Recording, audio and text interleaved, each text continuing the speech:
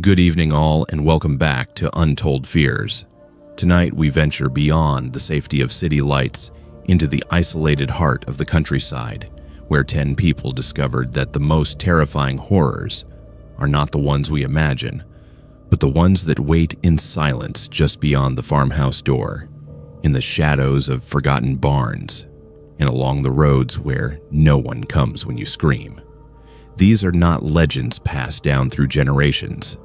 These are documented accounts from people who walked into the countryside and barely walked back out. If you're new here, make sure to subscribe to Untold Fears for daily true horror content that will keep you up at night. Hit that notification bell so you never miss when the darkness calls. Now, let us step into the shadows of the countryside, where civilization ends and terror begins. I'm writing this because the police told me documentation matters, and because I need someone else to know the signs in case he ever gets out. My name is McKenna. I grew up in Topeka, Kansas, but my grandfather owned 87 acres of farmland outside Lawrence that had been in our family since 1894. When he passed in March of last year, the property came to me. The farmhouse had been empty for 3 years while he lived in assisted care, and the barn had not been used for actual farming since the 1980s. I am a freelance graphic designer, so location does not matter for my work. I thought restoring the property would give me purpose and a connection to family history. I thought wrong about what I would find there. The property sits 2 miles off County Road 29, down a gravel drive that cuts through overgrown soybean fields. The nearest neighbor is a cattle operation a mile and a half to the east. Cell service is inconsistent. The house is a 2-story farmhouse with white clapboard siding that had gone gray from neglect. The barn is a traditional gambrel structure, painted red decades ago, now faded to rust. There is a machine shed, a chicken coop, that has not held chickens since before I was born, and a storm cellar built into a hillside behind the house. When I arrived on April 3rd, the property looked exactly as it had during my childhood visits, just older and sadder. I spent the first week cleaning the house, room by room. The electricity and water still worked, though I had to replace fixtures and check every pipe. I set up my bedroom in what used to be my grandfather's room on the 2nd floor, facing east toward the sunrise. The window overlooked the barn and the machine shed. I could see the gravel drive and most of the front acreage from that vantage point. At night, the darkness was absolute.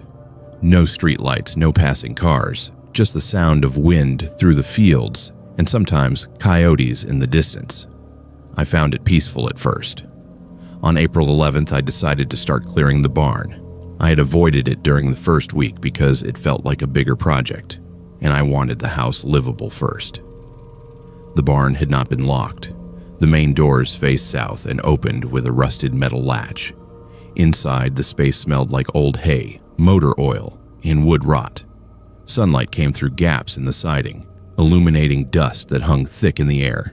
The ground floor held an ancient tractor, rusted implements, stacks of rotting lumber, and about 40 years of accumulated junk.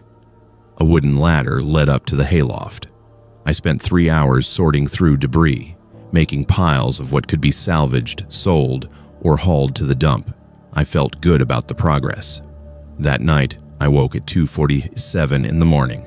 I know the time because I checked my phone immediately when I woke. I had heard something. Not a dream sound, but an actual noise that pulled me from sleep. I lay in bed, listening. The house settled and creaked in the way old houses do, but that was not what I heard.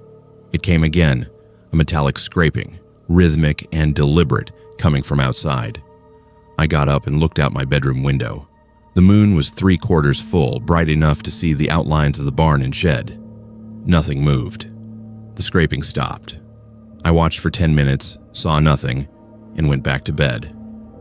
I told myself it was an animal, maybe a raccoon dragging something. The next morning, I walked to the barn before breakfast. The main doors were open, not wide open, but parted by about 2 feet. I stood there staring at them, trying to remember if I had latched them properly the day before. I convinced myself I must have left them unsecured and the wind pushed them open. I went inside and immediately noticed something wrong. The piles I had organized were disturbed. Not destroyed, just rearranged slightly. A stack of lumber I had placed near the east wall was moved 3 feet toward the center. Tools I had hung on pegs were now on the workbench. I felt cold despite the morning sun. Someone had been in here. I walked through the barn slowly, looking for signs of entry or occupation. I found fresh boot prints in the dust near the ladder to the hayloft. They were not mine.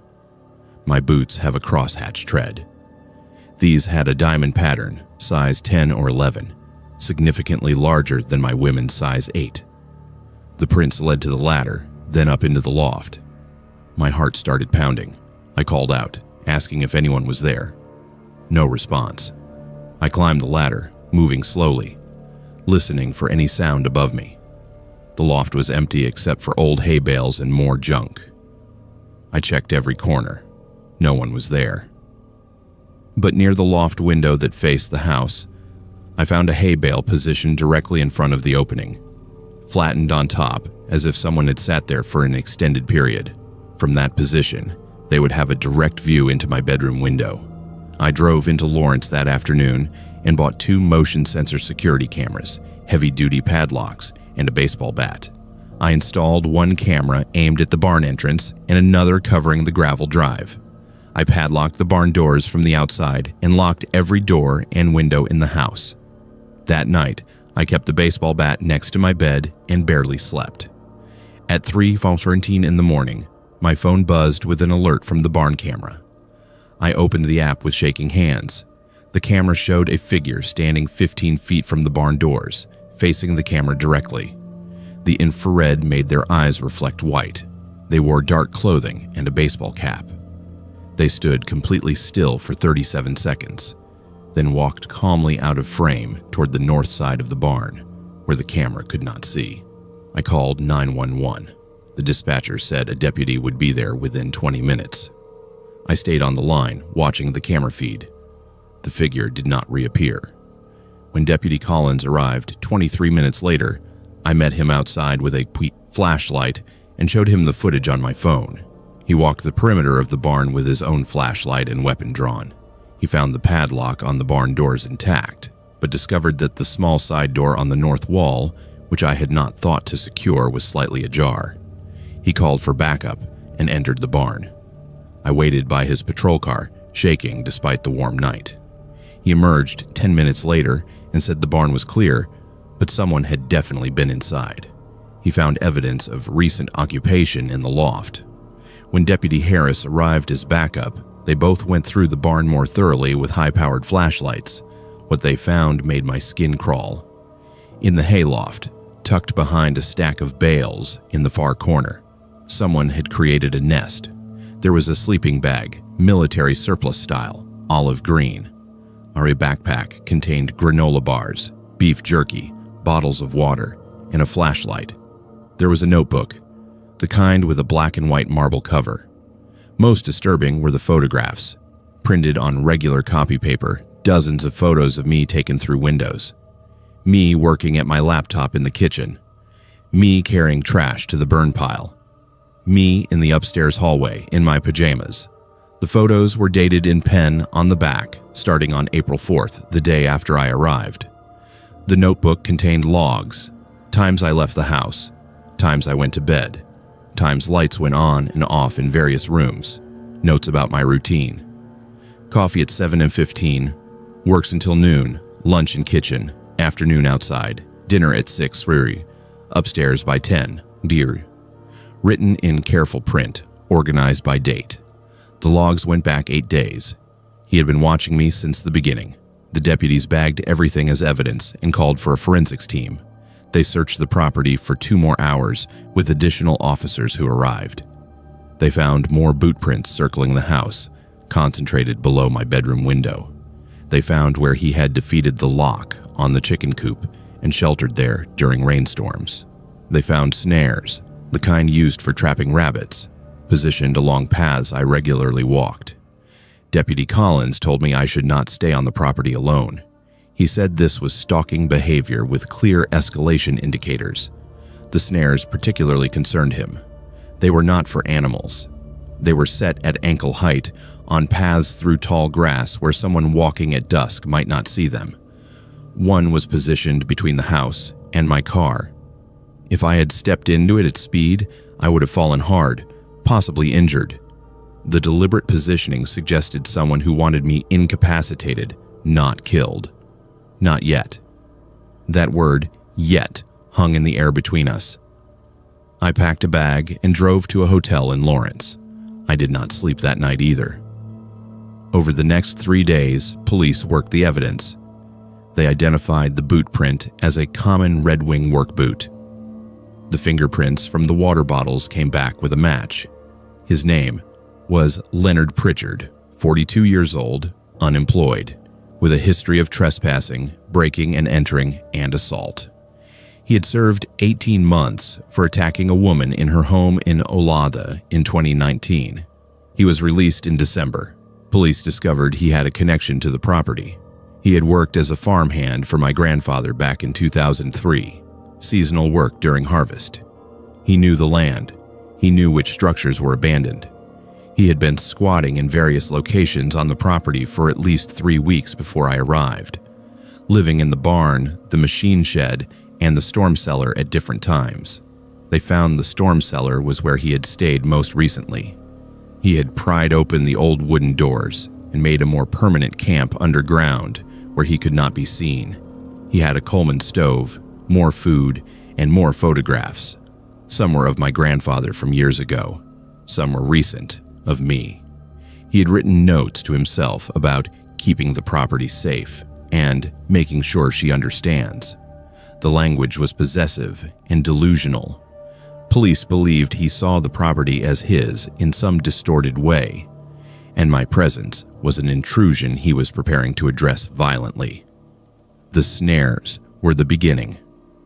On April 19th, police located Leonard Pritchard at a gas station in Eudora. He was arrested without incident. In his truck, they found my grandfather's toolbox stolen from the barn, along with rope, duct tape, zip ties, and a hunting knife. He had been planning to come back. In interviews, he refused to explain his actions, only saying he had rights to the property, and I was trespassing on his home. The psychological evaluation determined he was competent to stand trial. He was charged with stalking, burglary, criminal threat, and attempted kidnapping based on the evidence of planning. His bail was set at $500,000. He could not pay it. He remained in custody through the trial, which concluded in September. He was sentenced to 12 years in the Kansas Department of Corrections. I sold the property in August. I could not live there. I could not even visit without feeling his eyes on me. The new owners are a young family who plan to renovate everything and start a small organic farm. I hope they have better luck. I hope he never comes back when he is released. I documented everything for this reason. If someone else buys rural property that is sat empty, check every structure thoroughly before you move in. Check the barn lofts. Check the storm cellars. Check the crawl spaces. Look for signs of occupation, disturbed dust, boot prints that are not yours, food wrappers, bedding. Set up cameras before you settle in. Do not assume you are alone just because the property was empty. Sometimes empty places are only empty during the day. Sometimes someone else has already decided the property is theirs, and you are the one who does not belong. Sometimes the watcher in the barn is not a ghost. Sometimes he is real, and he is patient, and he is waiting for you to let your guard down. I learned that the hard way. I hope you do not have to. I am writing this because the official investigation report does not capture what actually happened on the trail that weekend, and because someone needs to understand that there are places in these mountains where time does not work the way it should. My name is Olivia. I have been hiking the Appalachian Trail system since I was 16 years old. I know these mountains, I know trail safety, and I know the difference between getting lost and something that should not be possible. What happened to Devian on October 12th was not something that follows any natural law I understand, and 4 years later, I still cannot explain it. The plan was straightforward. 4 of us were doing a weekend loop trail on the Tennessee and North Carolina border, starting at the Big Creek trailhead and covering approximately 23 miles over 3 days. The group was myself, my boyfriend Davian, and 2 friends we had hiked with before, Marcus and Janelle. We are all experienced hikers. Between the 4 of us, we had logged over 300 trail miles that year alone. We carried proper gear, GPS units, satellite communicators, first aid supplies, and enough food and water for 4 days, even though we only planned 3. We filed our itinerary with the ranger station. We did everything correctly. October 12th was a Friday. We started hiking at 9:20 in the morning under clear skies. The temperature was 58 degrees, perfect hiking weather. The trail was well maintained and clearly marked with white blazes every 100 feet or so. The terrain was moderate, nothing technical, mostly gradual elevation changes through mixed hardwood forest. We made good time and reached our first planned campsite at Walnut Bottom around 4:30 in the afternoon. We set up tents, filtered water from the creek, and cooked dinner as the sun set through the trees. That night, we sat around the fire talking about nothing important. Davian was in good spirits. He had just accepted a new job and was excited about the move to Asheville. Everything was normal. Everything was fine. We woke at 6:45 on Saturday morning. The weather was still clear, temperature in the low 40s. We broke camp, packed our gear, and started hiking by 8:00. The plan was to cover roughly 9 miles that day to our second campsite near Mount Sterling Ridge. The trail followed Gunter Fork Creek for the first 3 miles, staying relatively flat before beginning a steady climb. We hiked in a loose formation the way we always did. Janelle usually led because she set a good pace. I followed behind her. Marcus was third. Davian typically brought up the rear because he liked to take photos and did not mind falling back to get shots without holding up the group. We maintained visual or voice contact. That was our standard procedure.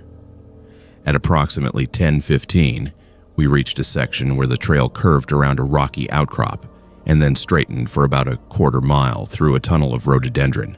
Visibility was excellent. You could see 100 yards ahead easily. Janelle, Marcus, and I rounded the outcrop and continued on the straight section. Davian was maybe 30 seconds behind us, still in sight when we made the turn. Marcus looked back and confirmed he saw Davian following. We walked for perhaps 20 more seconds. I turned to say something to Davian about a bird I had heard, and he was not there. The trail behind us was empty. I stopped walking. I called his name. No response. Marcus and Janelle stopped and turned. We all called for him. Nothing. We waited, thinking he had stopped to adjust his pack or tie a boot. 30 seconds passed. A minute. Marcus walked back around the outcrop to where we had last seen him. He came back 15 seconds later, confused. Davian was not there. The trail was empty in both directions. We called his name louder. We used our whistles, 3 short blasts, the universal distress signal. We listened for a response.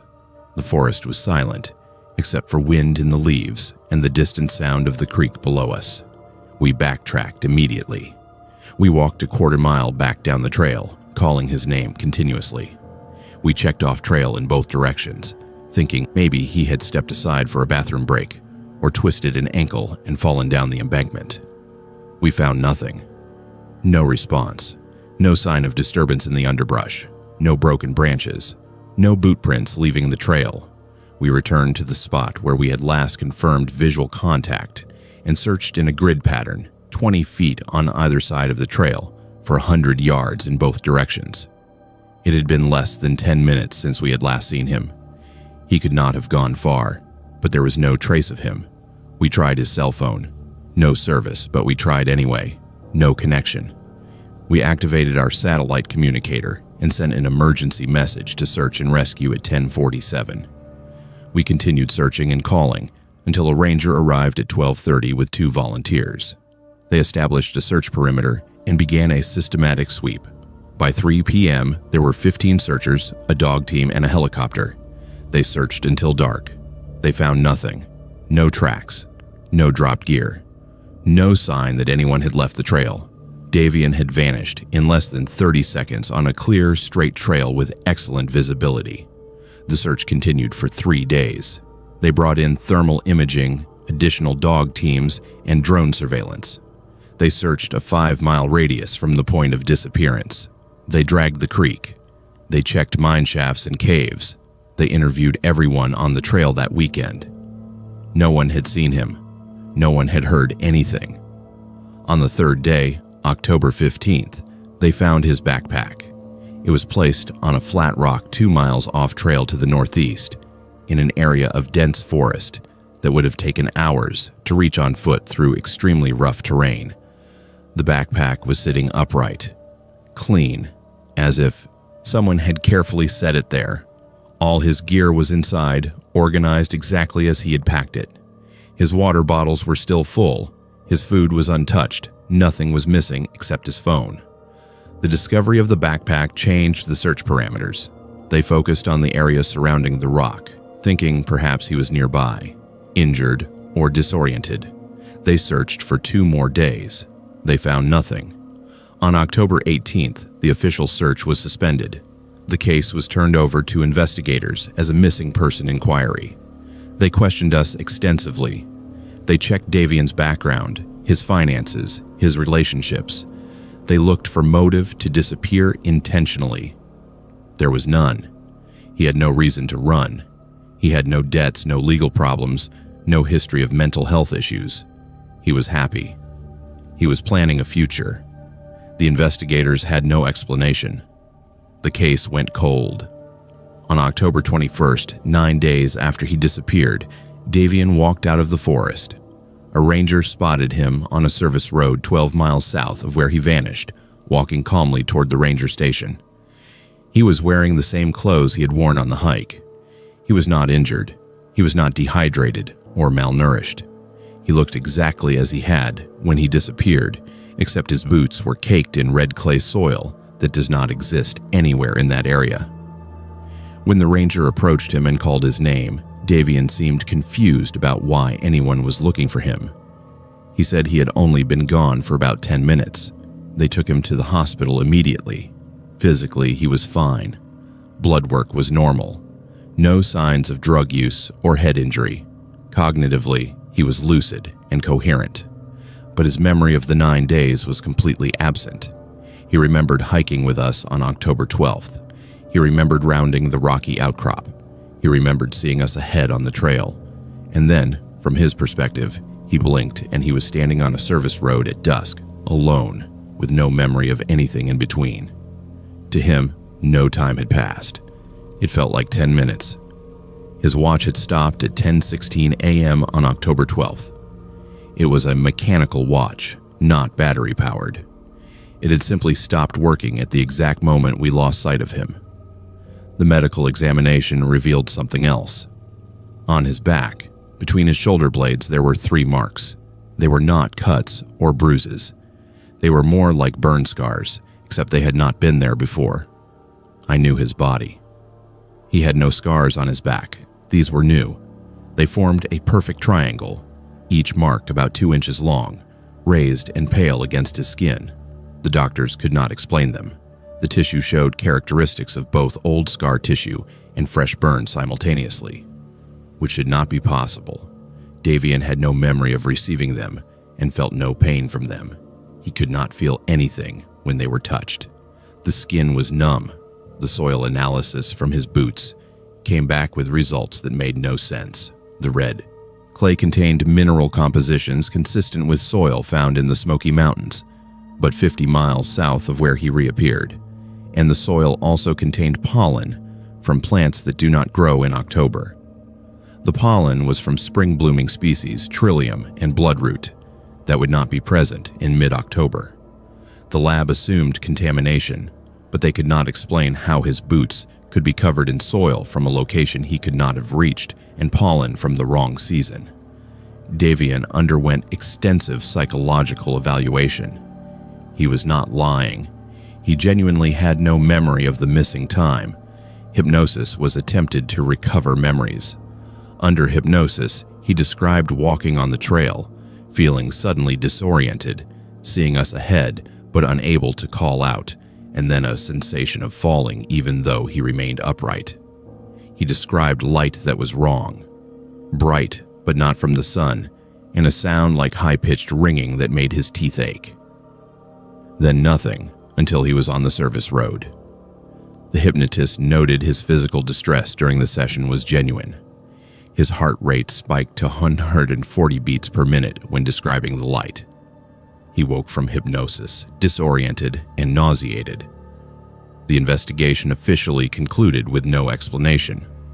The report stated that Davian had become separated from the group due to unknown circumstances, experienced a dissociative episode possibly triggered by head injury despite no evidence of trauma, and wandered for 9 days with no memory of his actions. It was the only explanation they could offer that fit within acceptable parameters of reality, but it did not explain the backpack placement, the impossible soil, the scars, or the stopped watch. It did not explain how he survived 9 days without water or food and showed no physical effects. It did not explain how he vanished in 30 seconds on a straight trail. Davian and I did not stay together. He changed after that. Not in obvious ways, but in small things. He stopped sleeping well. He would wake at 3 a.m. and stare out windows. He developed a sensitivity to certain sounds, high-frequency noises that most people cannot hear. He said they made him feel sick. He stopped hiking entirely. He could not explain why, but being in the forest triggered panic attacks. He moved to Asheville as planned, but left after 6 months. Last I heard, he was living in Phoenix, as far from mountains and forests as he could get. I still hike these mountains. I returned to that exact trail section 2 years later, trying to understand. I walked the same path at the same time of day. Nothing happened. The trail was just a trail, but I carry a camera now that records continuously when I hike. I check it obsessively. I will not let 30 seconds pass without visual confirmation of everyone in my group. And I pay attention to my watch. If it ever stops for no reason, I will know something is wrong. I will know that whatever took Davian for 9 days is nearby, and time is about to break. I do not know what exists in these mountains that can make a person vanish and return with no memory and impossible evidence. I do not know if it was natural or something else, but I know it happened. I know Davian is still marked by it. And I know that some disappearances on these trails are not what the reports say they are. Sometimes people do not get lost, sometimes they are taken, and sometimes they come back. I am writing this because the police recommended I document everything I can remember, and because I want other people, especially women renting alone in rural areas, to know what signs to look for. My name is Kaylin. I am a software developer who works remotely, which means I can live anywhere with decent internet. In January of this year, I found a listing for a cottage rental in the Yorkshire countryside, about 40 minutes outside Leeds. The photos showed a charming stone cottage with exposed beams, a wood-burning stove, and windows overlooking rolling hills. The rent was reasonable, the owner seemed professional, and the isolation appealed to me after years of city noise. I signed a 1-year lease and moved in on January 15th. I thought I was living alone. I was wrong. The cottage was exactly as advertised: 2 bedrooms, 1 bathroom, a combined kitchen and living area, and a small garden surrounded by a low stone wall. The nearest neighbor was half a mile down a narrow country lane. The landlord, Mrs. Pemberton, lived in Leeds and managed several rural properties. She explained that the previous tenant had left abruptly in November, after only 4 months, breaking the lease. She said he had financial problems and disappeared without proper notice. She seemed frustrated about it, but assured me the cottage had been cleaned and inspected. She gave me 2 keys, one for the front door and one for the back. She mentioned that the attic access was locked and that she kept the only key because the space was used for storage of her personal items. I thought nothing of it. The first 2 weeks were perfect. I set up my workspace in the front bedroom with a view of the hills. I established a routine. I worked from 8 a.m. until 5 p.m., cooked simple meals, read in the evenings by the fire, and slept deeply in the quiet countryside nights. The cottage felt safe and comfortable. I had no concerns whatsoever. The only oddity was that the cottage smelled strange sometimes, a musty odor like unwashed clothes or damp earth. But I attributed it to the age of the building and the fact that it had sat empty for 2 months. Old cottages smell old. I did not think it was significant. On February 2nd, I noticed something small but strange. I had bought a box of tea biscuits and placed them in the cupboard above the sink. I am very particular about food inventory because I only grocery shop once a week. 3 days after buying the biscuits, the box was nearly empty. I had eaten perhaps 3. There should have been at least 10 remaining. I stared at the box, trying to remember if I had eaten more than I thought. I convinced myself I had been snacking mindlessly while working. I made a mental note to pay better attention. Over the next week, it happened again. Food disappeared, a block of cheese I had barely touched, half a loaf of bread, apples from the fruit bowl. I started to worry I was developing some kind of memory problem, eating without awareness. I began keeping a food journal, writing down everything I consumed. The discrepancies continued. Food was vanishing that I had not eaten. I checked the locks on the doors and windows. Everything was secure. I thought perhaps I had mice or rats getting into the cupboards, even though I saw no droppings or gnaw marks. I bought airtight containers and transferred all my food into them.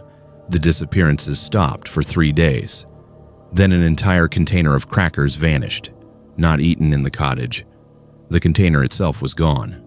On February 14th, I came home from a rare trip into Leeds for a meeting. I had been gone for 6 hours. When I entered the cottage, I immediately felt something was wrong.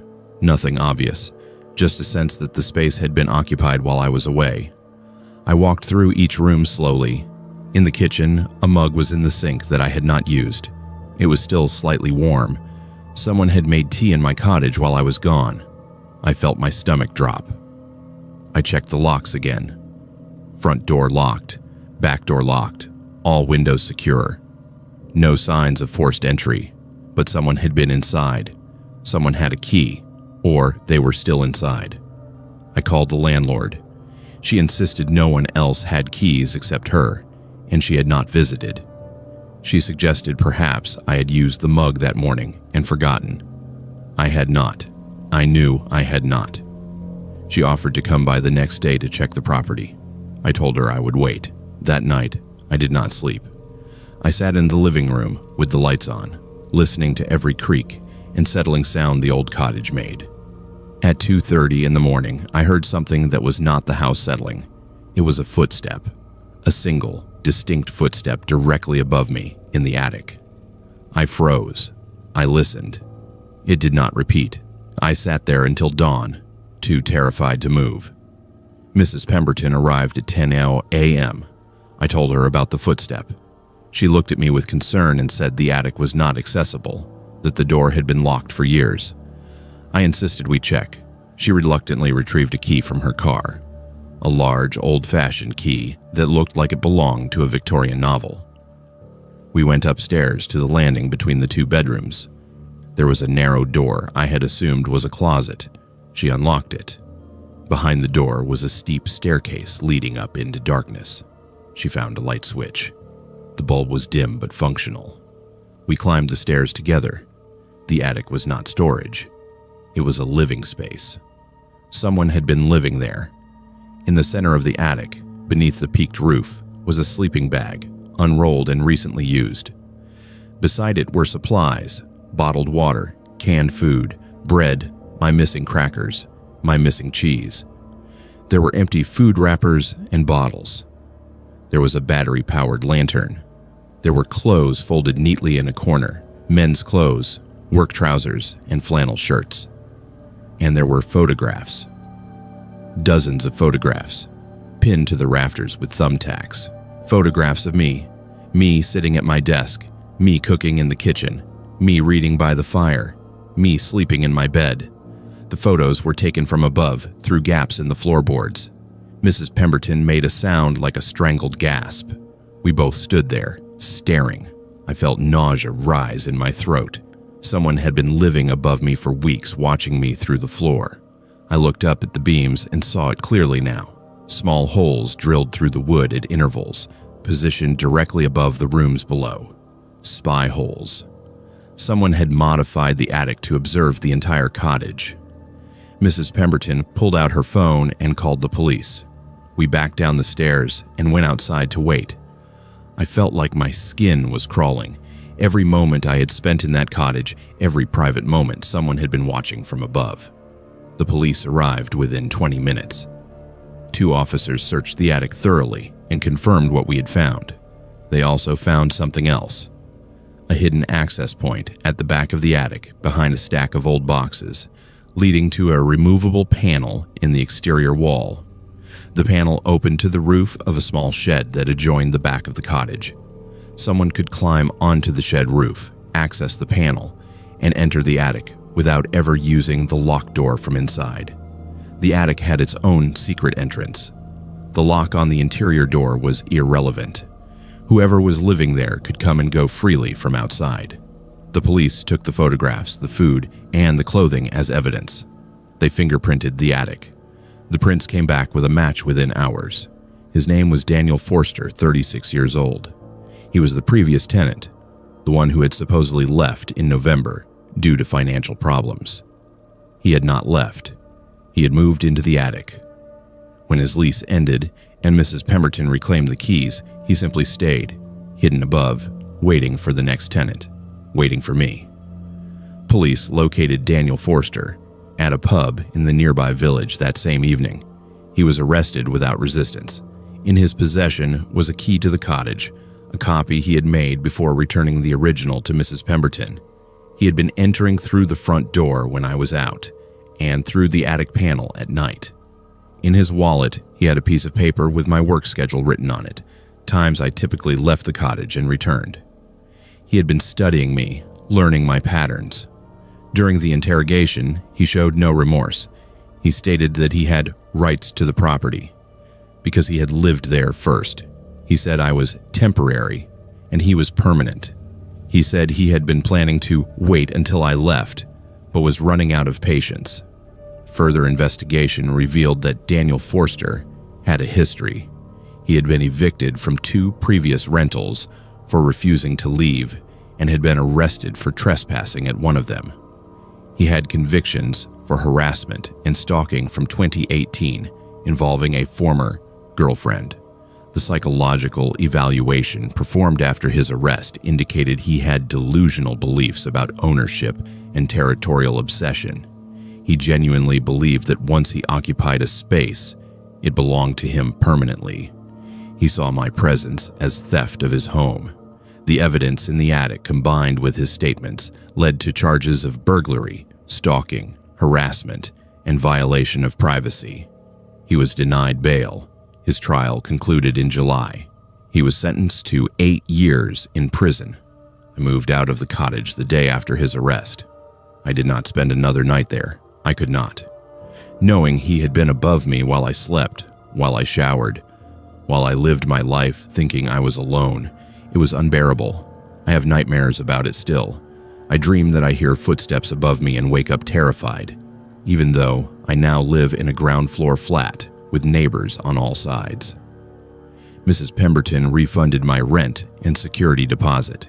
She had the attic entrance sealed permanently and installed security systems in all her properties. She felt terrible, but the truth is no one knew. Daniel Forster had been clever and patient.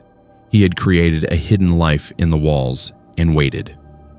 I am writing this because I want people to understand that rural isolation has risks that urban living does not. When you rent alone in the countryside, check everything. Check the attic, even if the landlord says it is locked. Check for access points from the outside. Install your own cameras.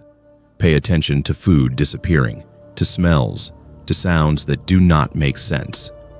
Do not dismiss your instincts. I dismissed mine for too long because I did not want to seem paranoid. I told myself I was imagining things. I was not. He was there the entire time, watching, waiting, living in the walls like a parasite. If I had ignored the footstep, if I had not insisted Mrs. Pemberton open that door, I do not know what would have happened. I do not know how long he would have waited or what he planned to do when his patience ran out. I'm lucky I found out when I did. Not everyone is that lucky. Sometimes the tenant who moved out never actually left. Sometimes they are still there, hidden, watching, and waiting for their moment. I am writing this because what I experienced on Route 9 cannot be explained by any rational means, and because I need to document it before I start questioning my own sanity. My name is Janessa. I am a registered nurse, which means I am trained to observe details, trust evidence, and remain calm in situations that would panic most people. I am not superstitious. I do not believe in ghosts or the supernatural. At least, I did not until the night of March 23rd when I picked up a hitchhiker on a freezing Montana highway and watched her vanish from my locked car while it was moving at 60 miles per hour. I have spent the last 6 months trying to find a logical explanation. I cannot. What happened was impossible, but it happened. I live in Billings, Montana. My parents live in a small town called Roundup, about 50 miles north. I visit them twice a month, usually on weekends when my hospital shifts allow. On March 23rd, I worked a double shift that ended at 11 p.m. I was exhausted but wanted to see my parents before my mother's surgery the following week. I decided to make the drive that night rather than wait until morning. It was a decision I have questioned every day since. Route 9 is a state highway that cuts through open farmland and ranch land. During the day, it is peaceful. At night, it is desolate. There are no towns between Billings and Roundup, just occasional ranch houses set far back from the road, their lights barely visible across the dark fields. I left Billings at 11:30 p.m. The temperature was 19 degrees. The sky was clear, full of stars, and the moon was bright enough to see the landscape in shades of gray. My car, a 2019 Honda Accord, was running perfectly. I had a full tank of gas, my phone was charged, and I was alert despite the long shift. I am an experienced night driver. I felt no concern about the trip. For the first 20 minutes, I saw no other vehicles. Route 9 at midnight is empty. The road stretched ahead in a straight line, flanked by barbed wire fences and dormant fields covered in frost. I had my music playing softly, something familiar and calming. Everything was routine. At approximately 11:52 p.m., my headlights illuminated a figure standing on the shoulder of the road ahead.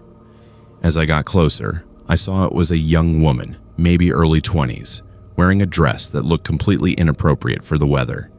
It was a light-colored dress, pale blue or gray, knee-length, with short sleeves. She wore no coat, no hat, no gloves. She was hitchhiking, her arm extended with her thumb out in the universal gesture. My first thought was that she must be freezing to death. My second thought was that something was very wrong. No one hitchhikes on Route 9 at midnight in March wearing a summer dress. I slowed down. My instinct as a nurse overrode my caution about picking up strangers. If she stayed out in that cold much longer, she would develop hypothermia. I pulled onto the shoulder about 20 feet ahead of her and stopped.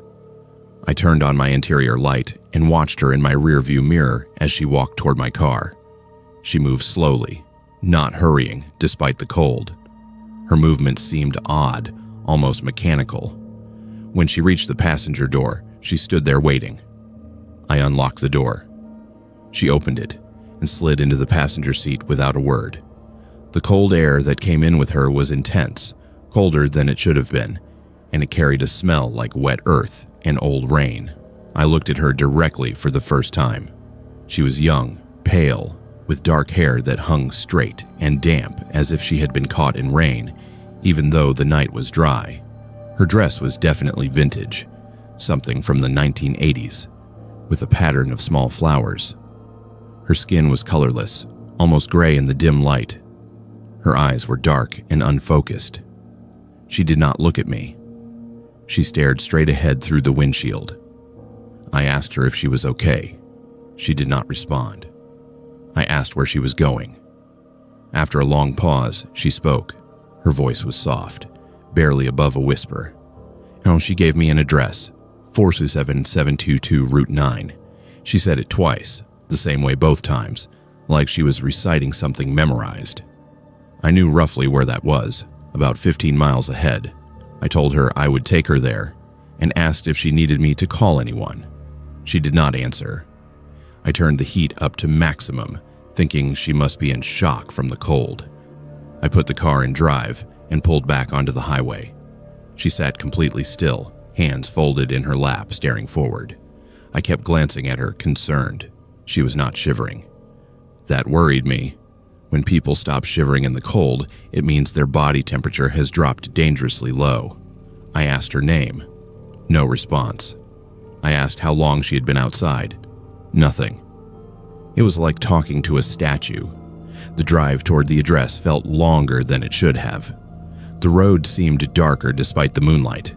I kept checking my speedometer to make sure I was maintaining speed because it felt like I was barely moving. The woman beside me did not move at all. She did not blink. I watched for it specifically. Her eyes stayed open, fixed on the road ahead, unblinking. That is not normal. People blink reflexively every few seconds. She did not. I felt a creeping unease starting in my chest. Something was profoundly wrong. I thought maybe she was catatonic, experiencing some kind of psychological break. I decided I would take her to the address she gave, and if no one was there, I would bring her to the hospital and round up. After what felt like an eternity, but was probably only 10 minutes, I saw a mailbox ahead, on the right side of the road with numbers on it. 42722. I slowed down and turned into the driveway. My headlights swept across an old farmhouse set back about 100 feet from the road. The house was dark, not just lights off, but abandoned dark. The windows were broken. The porch was collapsed on one side. No one had lived there in years. I stopped the car and turned to tell the woman that the house was abandoned, that we needed to find somewhere else. The passenger seat was empty. She was gone. I stared at the empty seat. The seatbelt was still buckled, the way she had fastened it when she got in. The door had not opened. I would have heard it. I would have felt the cold air. The door locks were still engaged. I looked in the back seat. Empty. I looked out all the windows. No one was outside. She had vanished from a locked car without opening the door while I was driving. That is not possible. People cannot disappear from moving vehicles. I sat there, gripping the steering wheel, my heart pounding. I checked the seat for evidence she had been there. It was cold to the touch, colder than it should have been, even with the heat running. I got out of the car with my phone flashlight and walked toward the farmhouse, calling out, asking if anyone was there. The house was clearly abandoned, the door hanging open on broken hinges. I did not go inside. I stood in the driveway, breathing hard, trying to make sense of what had just happened. I got back in the car and locked the doors. My hands were shaking. I sat there for several minutes, trying to calm down. Finally, I drove the remaining distance to my parents' house. I arrived at 12:40 a.m. I did not tell them what happened. I did not sleep that night. The next morning, I drove back to the farmhouse in daylight. In the clear light of day, it looked even more derelict. The roof was partially caved in. The yard was overgrown. There was a real estate sign, half fallen in the weeds, so faded I could barely read it.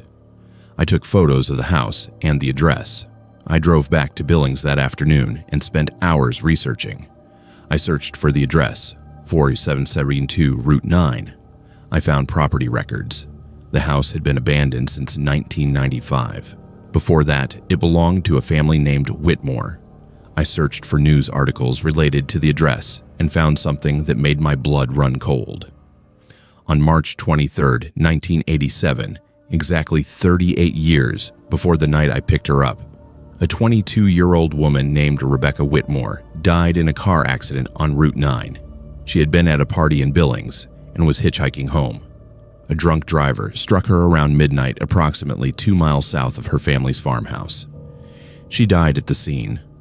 The article included a photo. I recognized her immediately. Same face, same dark hair, same pale blue dress with small flowers. It was her. The woman in my car was Rebecca Whitmore, or something that looked like her. I contacted the Montana Highway Patrol and asked if there were records of other reports involving hitchhikers on Route 9. The dispatcher was hesitant but eventually transferred me to a sergeant who had been with the patrol for 20 years. I explained what happened. There was a long silence. Then he told me I was not the first. He said they receive reports every few years, always around the same date, late March. Always the same description, a young woman in a blue dress hitchhiking at night. Always gives the same address. Always vanishes from the vehicle. He said the reports go back to the early 1990s. He said officially they classify them as hoaxes or mistaken identity. Unofficially, he said every officer who has worked Route 9 long enough knows about the girl in the blue dress. He said she appears on the anniversary of her death. He said I should feel lucky she did not cause an accident. Some drivers panic and crash. I obtained a copy of the accident report from 1987 through a public records request. Rebecca Whitmore was struck at 11:57 p.m. on March 23, 1987, at mile marker 34 on Route 9. She was pronounced dead at 12:15 a.m. The location where I picked up the hitchhiker was approximately mile marker 33. The timing matched. I picked her up at 11:52 p.m. on March 23rd. I dropped her at her family home, the place she was trying to reach when she died. She never made it home that night in 1987. Somehow she is still trying. I spoke with a woman in Roundup who has lived there her entire life. She remembered the Whitmore family. She said Rebecca was a sweet girl, always helping others. She said the family moved away after her death, unable to live in the house where they waited for a daughter who never came home. She said locals avoid Route 9 late at night in March. She said the story is well known, but not talked about openly because people do not want to sound crazy. She said I was not crazy. She said I had given Rebecca a ride home, the ride she has been trying to complete for 38 years. I've driven Route 9 several times since then, but never at night, and never in late March. I do not know if I will see her again. I do not know if what I experienced was a ghost, a residual haunting, or something else beyond human understanding. What I know is this. I picked up a woman who died in 1987. She sat in my car. She smelled like rain and earth. She gave me an address. And when I reached that address, she vanished without opening the door. I have her photograph from the newspaper. I have the accident report. I have the testimony of others who have seen her. The evidence is undeniable. Rebecca Whitmore died on Route 9 trying to get home. And every year, on the anniversary of her death, she tries again. If you drive Route 9 late at night in March and you see a young woman in a blue dress, you can stop or you can keep driving. But if you stop, understand that you are not picking up a living person. You are giving a ride to someone who has been trying to get home for nearly 4 decades. I do not regret stopping. I hope she made it inside this time. I hope she found whatever she was looking for. But I will never forget the feeling of turning to speak to her and finding an empty seat where a person had been seconds before. Some things cannot be explained. Some people never stop trying to go home, even after death. I am writing this because I need to document what I heard in that farmhouse before I convince myself it was just exhaustion or stress playing tricks on my mind. My name is Kiana. I work as a data analyst for a tech company in Dublin, and my job is entirely remote. In February of this year, family friends of my parents asked if I would house sit their property in rural County Clare while they traveled to Australia for 6 weeks to visit their daughter. The property is a renovated farmhouse on 12 acres. Isolated but beautiful, with views of rolling hills and stone walls that have stood for centuries. I agreed because I wanted quiet, and because they offered to cover my expenses in exchange for maintaining the property and feeding their 2 cats. I thought it would be peaceful. I thought I would get a lot of work done. I did not expect to encounter something that has no rational explanation. The farmhouse is located outside the village of Crusheen, down a narrow road that turns to gravel after the first mile. The nearest neighbor is over half a mile away. The house itself is over 200 years old, renovated extensively in the 2010s with modern plumbing, heating, and electricity, but retaining the original stone walls and beam ceilings. It has 3 bedrooms, a large kitchen, a sitting room with a fireplace, and a small study where I set up my workspace. The cell phone signal is weak but functional. There is no Wi-Fi because the previous internet installation failed, and the landline phone works only intermittently. The family had warned me about the isolation and the unreliable communication, but I assured them I would be fine. I am comfortable alone. I arrived on February 10th. The family gave me a thorough tour, showed me where everything was kept, introduced me to the cats Finn and Maeve, and left detailed instructions for their care. They mentioned casually that the house has a few quirks. The heating system makes clanking noises. The wind can sound loud through the chimney. The old transistor radio in the sitting room sometimes picks up strange signals because of the terrain and atmospheric conditions. They said if I wanted music or news, I should use my phone instead. They left on February 11th, and I settled into a routine. I worked during the day, cooked simple meals, read in the evenings, and went to bed early. The cats were good company. The house felt comfortable. For the first week, everything was completely normal.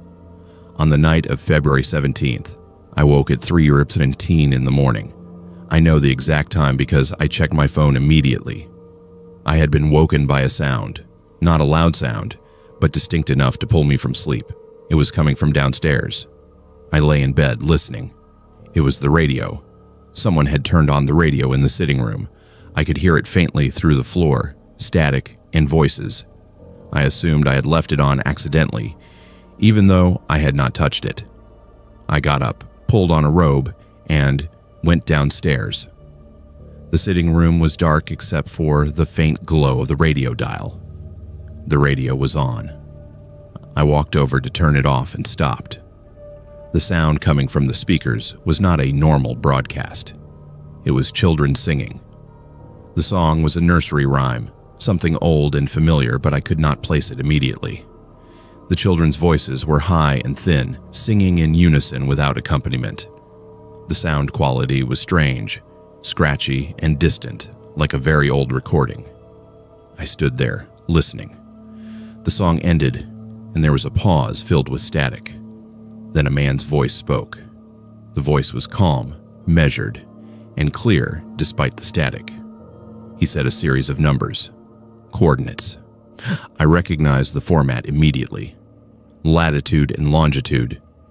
He repeated them twice, exactly the same way both times. Then he gave instructions. Bring flowers, bring stones, remember the names. The broadcast ended abruptly, cutting to silence. I stood there, staring at the radio, my heart pounding. I turned it off and unplugged it. I went back to bed but did not sleep.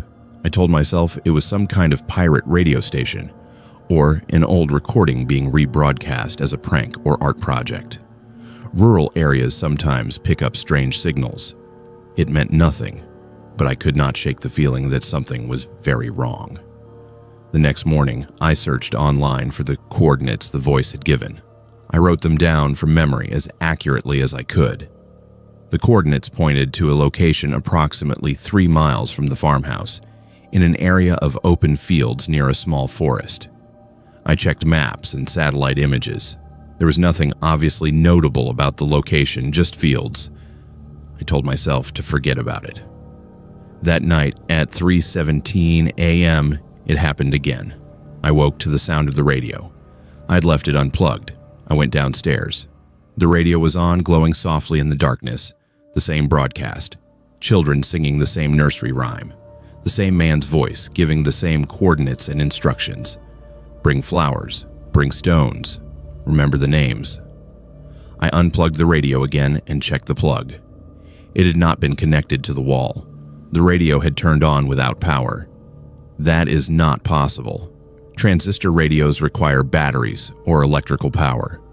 This radio had neither. It should not have worked. I took the batteries out and left the radio in a cupboard. I did not sleep the rest of the night. On February 19th, I called my parents and told them what was happening. They suggested I was overtired or stressed.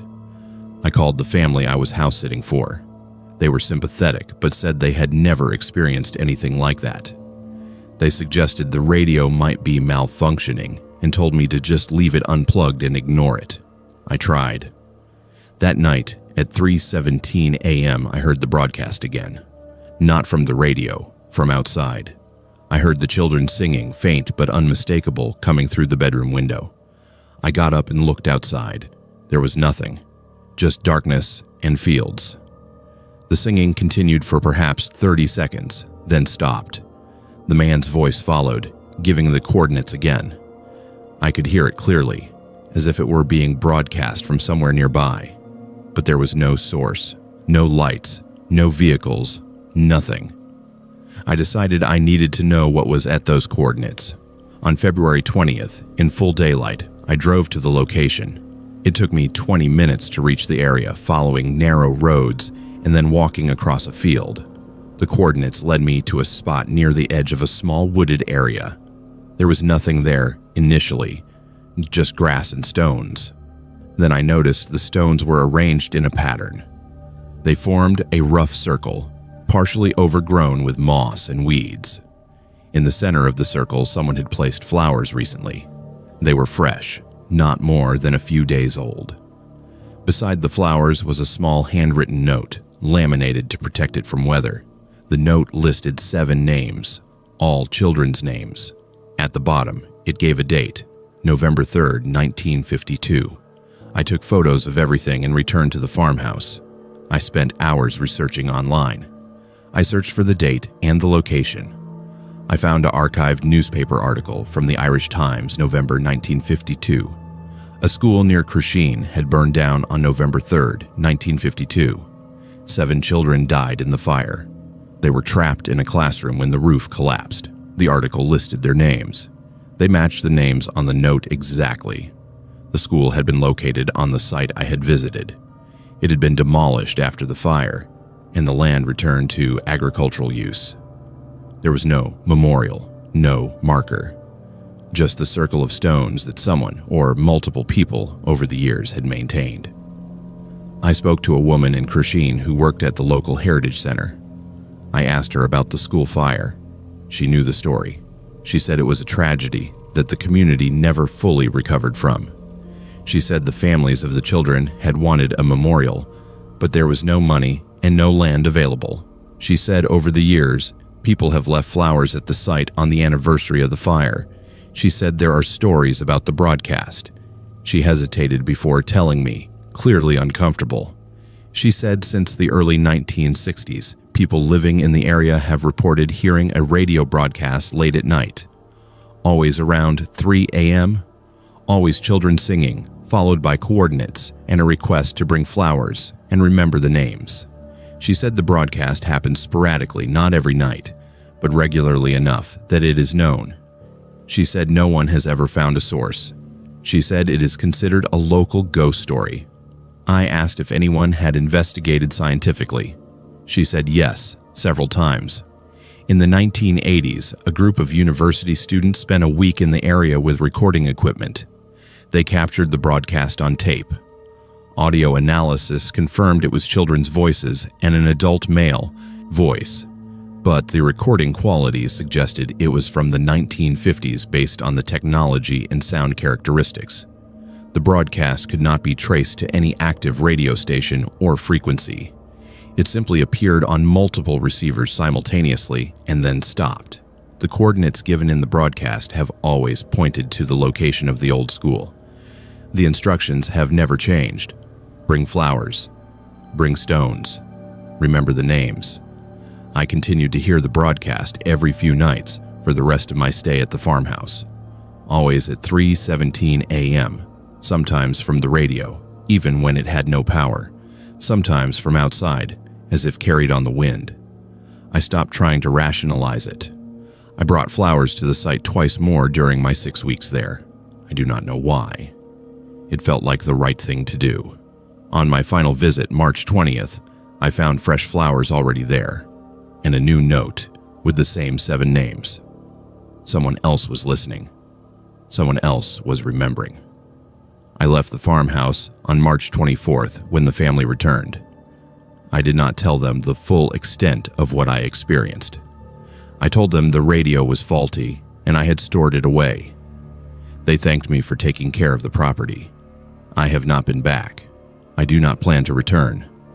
But I still think about those children, trapped in a burning school 73 years ago. I think about the broadcast, repeating year after year, asking people to remember. I do not know if it is a residual haunting, some kind of psychic imprint of trauma, or something else entirely. What I know is that 7 children died, and something or someone wants their deaths acknowledged. The broadcast is not malicious.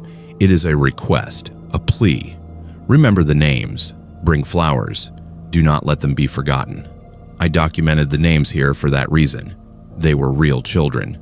They died in a fire that no one talks about anymore. Their names were Siobhan, Liam, Aoef, Cillian, Niamh, Padraig, and Roisin. I am writing them down so they are remembered. Maybe that is what the broadcast wants. Maybe if enough people remember, it will stop. Or maybe it will continue forever.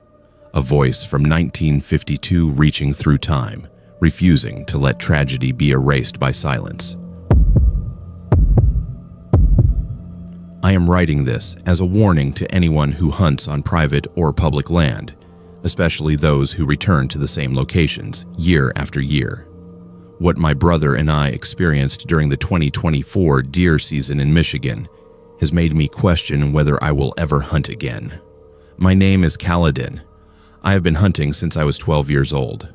My younger brother and I have used the same 40 acres of family land in the Upper Peninsula for nearly 15 years. We know every trail, every clearing, every likely spot for game.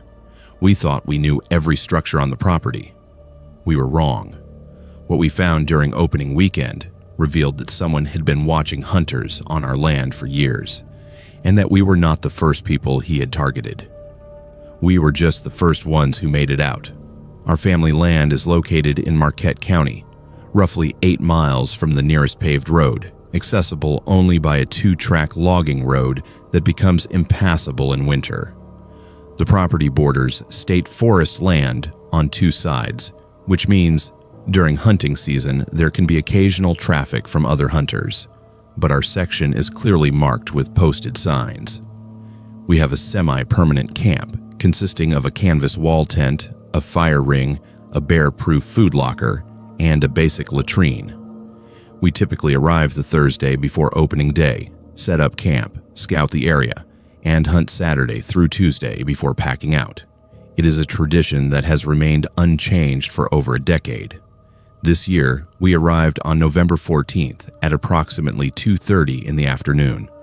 The weather was cold, temperature in the low 20s, with snow cover from an early storm the previous week.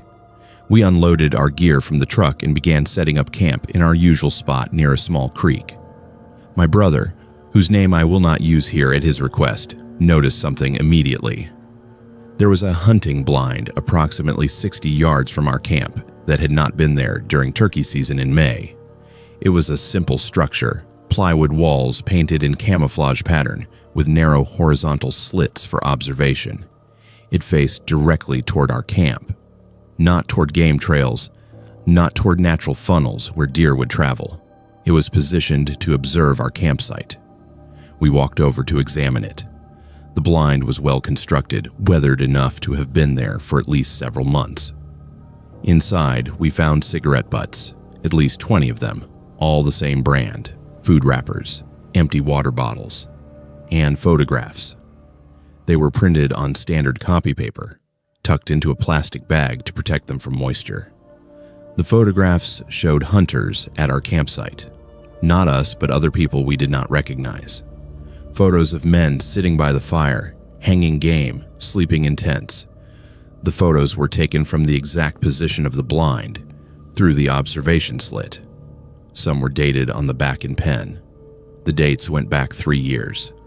Someone had been watching hunters on our property for at least 3 seasons.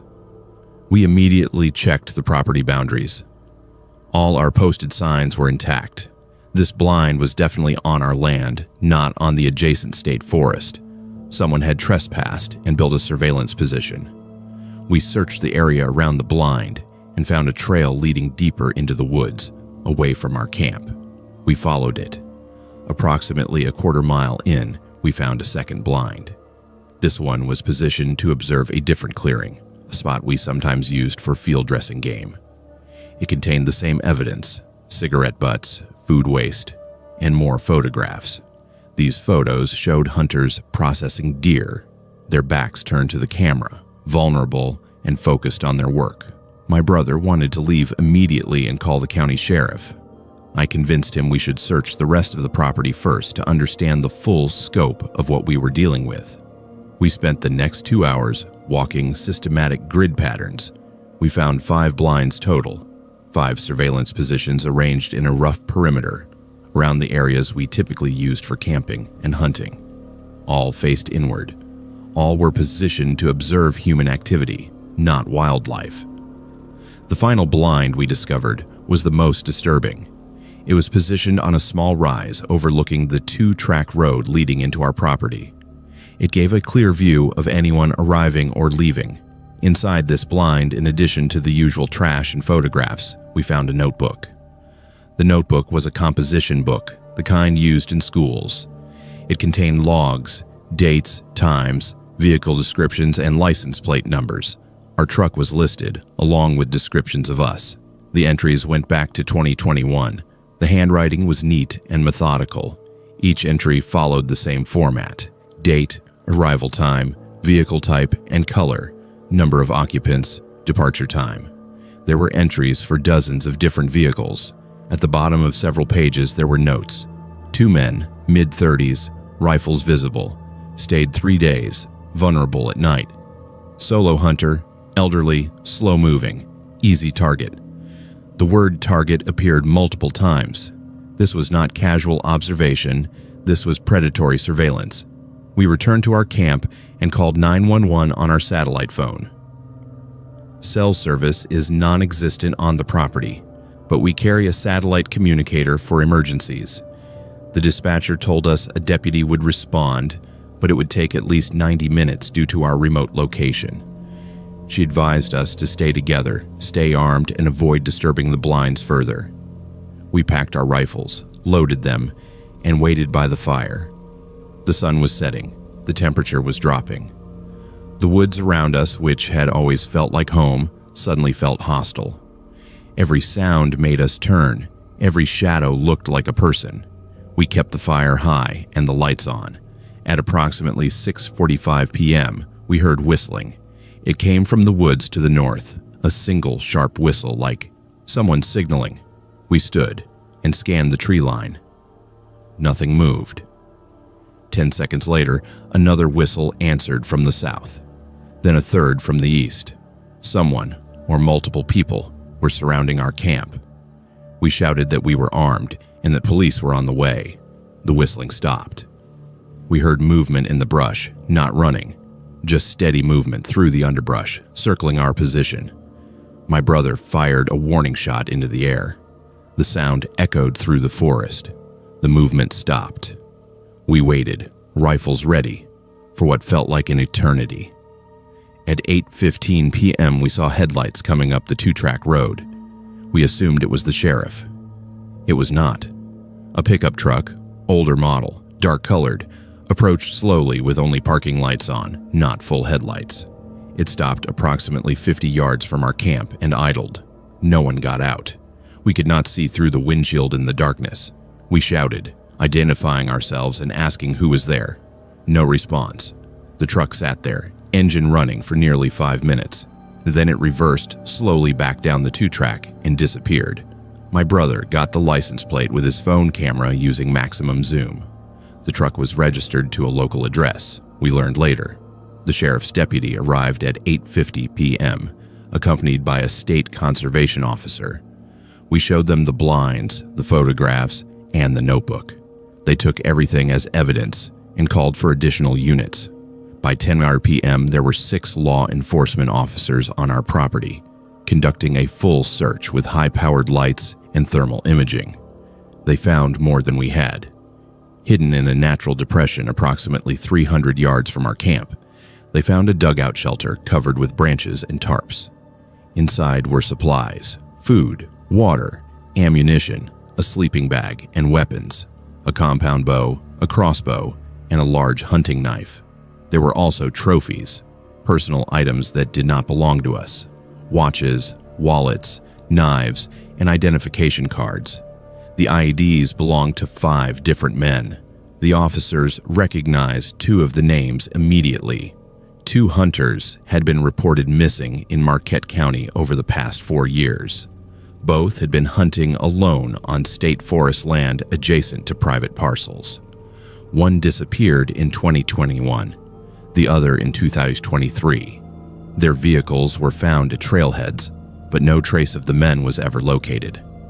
The searches had been extensive, but ultimately unsuccessful.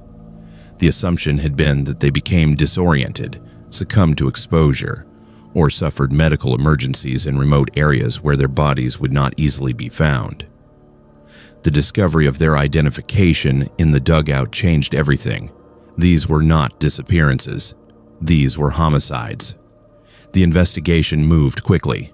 The fingerprints from the cigarette butts and water bottles came back within 24 hours. His name was Michael Kearns, 47 years old, a local resident with a history of poaching, trespassing, and assault. He had served time for felony assault in 2015 after beating a man nearly to death in a bar fight. He lived alone in a cabin approximately 12 miles from our property. The pickup truck that had approached our camp was registered to him. On November 16th, law enforcement executed a search warrant on his property. What they found confirmed the worst. In his cabin, they discovered detailed maps of multiple hunting properties in the county, both private and public land.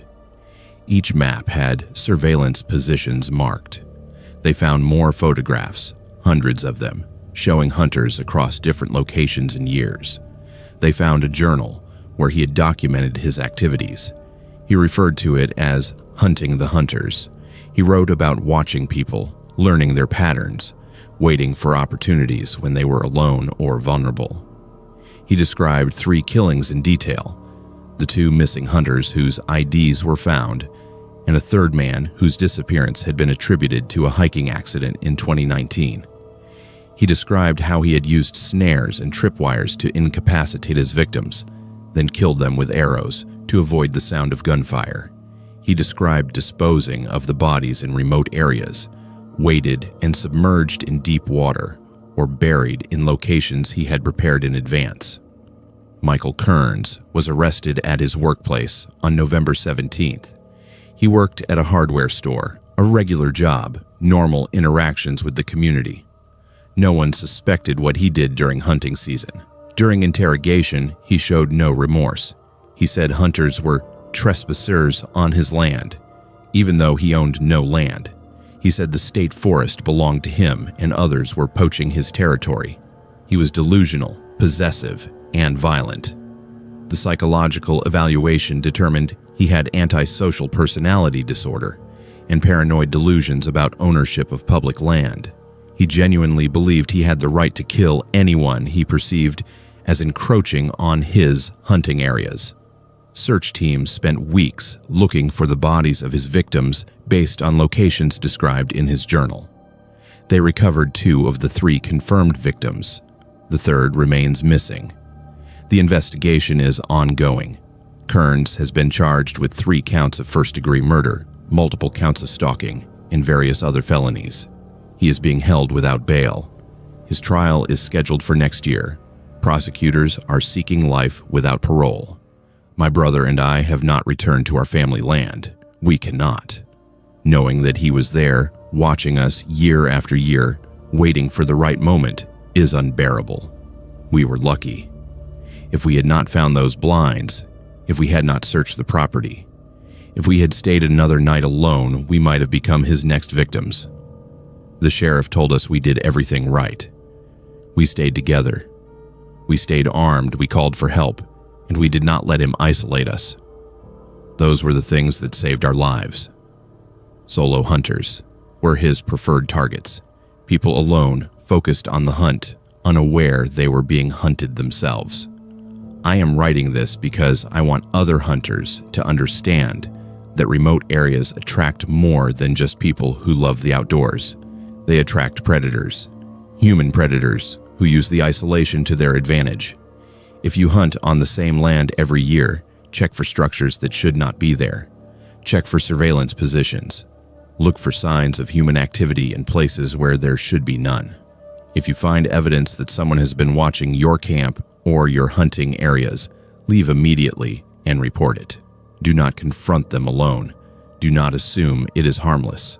Michael Kearns watched hunters for years before he started killing them.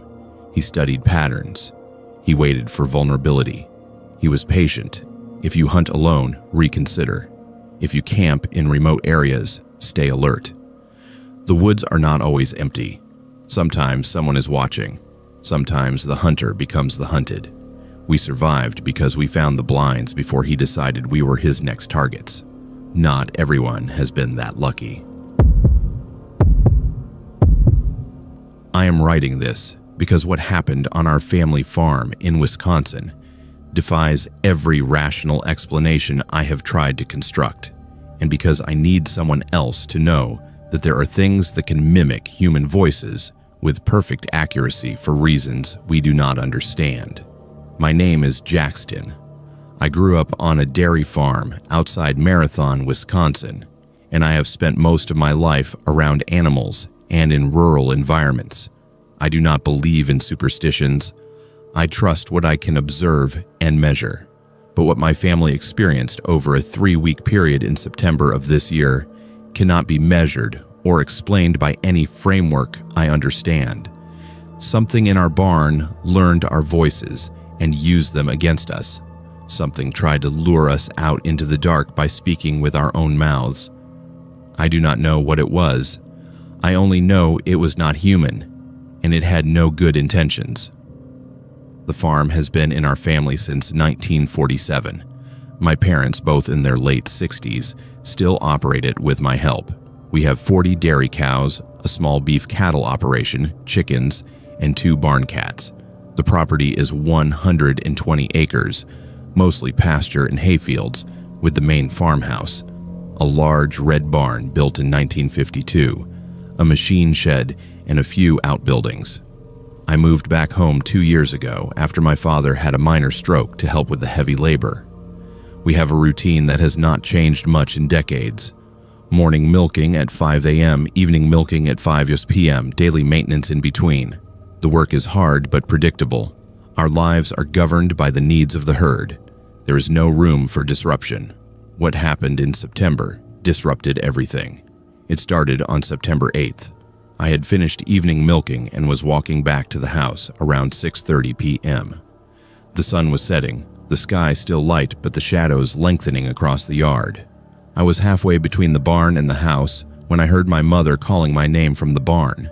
Her voice was clear and unmistakable. She called my name the way she always does when she needs help with something, slightly drawn out, with a rising inflection at the end. I stopped and turned back toward the barn. I called out, asking what she needed. There was no response. I walked back to the barn and looked inside. The barn was empty except for the cows in their stanchions calmly chewing cud. No one was there.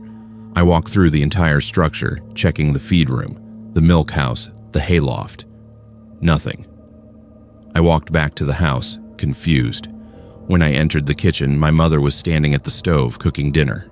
She had been there for at least 20 minutes, according to my father, who was sitting at the table reading the newspaper. I asked my mother if she had called me from the barn. She looked at me strangely and said no. She had not left the house since coming inside after helping with afternoon chores at 4 p.m. I described exactly how I had heard her voice, the tone, the inflection. She looked concerned, but suggested maybe I had heard something else. A cow making a noise that sounded like a voice, or perhaps sound carrying strangely from a neighbor's property. I accepted that explanation because it was the only one that made sense. But I felt uneasy. I know my mother's voice. I know the difference between a cow lowing and a human calling my name. 2 days later, on September 10th, it happened again. This time it was my father who experienced it. He had gone out to the barn at 10 p.m. to check on a cow that was close to calving. He was in the barn for about 10 minutes. When he came back to the house, he was pale and shaken. He said he had heard me calling for help from outside the barn near the machine shed. He said I sounded distressed, like I was injured. He ran outside calling my name, looking for me. I was not there. He searched the machine shed, the surrounding area, found nothing. He came back to the house and found me sitting in the living room watching television. I had been inside for over an hour. I had not called him. I had not been near the barn. He sat down heavily and said he must be losing his mind. My mother and I exchanged looks. That was twice now. Twice someone had heard a family member's voice calling from the barn when that person was somewhere else entirely. On September 13th, it happened to all three of us in the same night. My mother heard my father calling her name from the barn at 9:45 p.m. My father was sitting next to her on the couch. 20 minutes later, my father heard me asking for help with something in the barn. I was upstairs in my room. At 11:30 p.m., I heard both of them, my mother and father, calling my name simultaneously from 2 different locations in the barn. I was in the kitchen making tea. They were both in the living room. I walked into the living room and asked if they had called me. They had not. We sat together and talked about what was happening. We agreed that something was very wrong. The calls were too specific, too accurate. These were not auditory hallucinations or misheard sounds. These were perfect replications of our voices, calling from the barn, trying to get us to come out. We decided to test it. On September 14th, after evening milking, we all stayed in the house together. We turned off the television, turned off the radio, and sat quietly. We waited. At 8:17 p.m., we heard it. My voice calling from the barn. It said my father's name, loudly and clearly. We all heard it. We looked at each other. I had not spoken. My mouth was closed. The voice was coming from the barn, across 60 feet of open yard. My father stood and walked to the window. He said he could see the barn clearly. Nothing was moving. No lights were on inside. The cows were settled for the night. There was no reason for any sound to come from that building. But my voice called again. This time it said I needed help with a calf. My father's hand was on the doorknob. He was about to go out. My mother stopped him. She said we should not go. She said something was trying to lure us out, and we should not listen. We contacted our priest the next day. Father Dominic has served our parish for over 30 years. He is a practical man, not given to flights of fancy. We explained what was happening. He listened without interruption. When we finished, he said he had heard of similar phenomena before, though rarely. He called it a mimic. He said in folklore, certain entities or spirits can replicate human voices to lure people into danger. He said it was often associated with places where trauma or death had occurred. He asked if anything had died in the barn recently or if there had been any accidents. We told him that a farmhand had died in the barn in 1978, a man named Caleb who had been kicked in the head by a horse and bled out before the ambulance arrived. Father Dominic nodded. He said he would come to the farm and bless the property. Father Dominic arrived on September 16th. He brought holy water, blessed salt and his prayer book. He blessed every building on the property, paying special attention to the barn.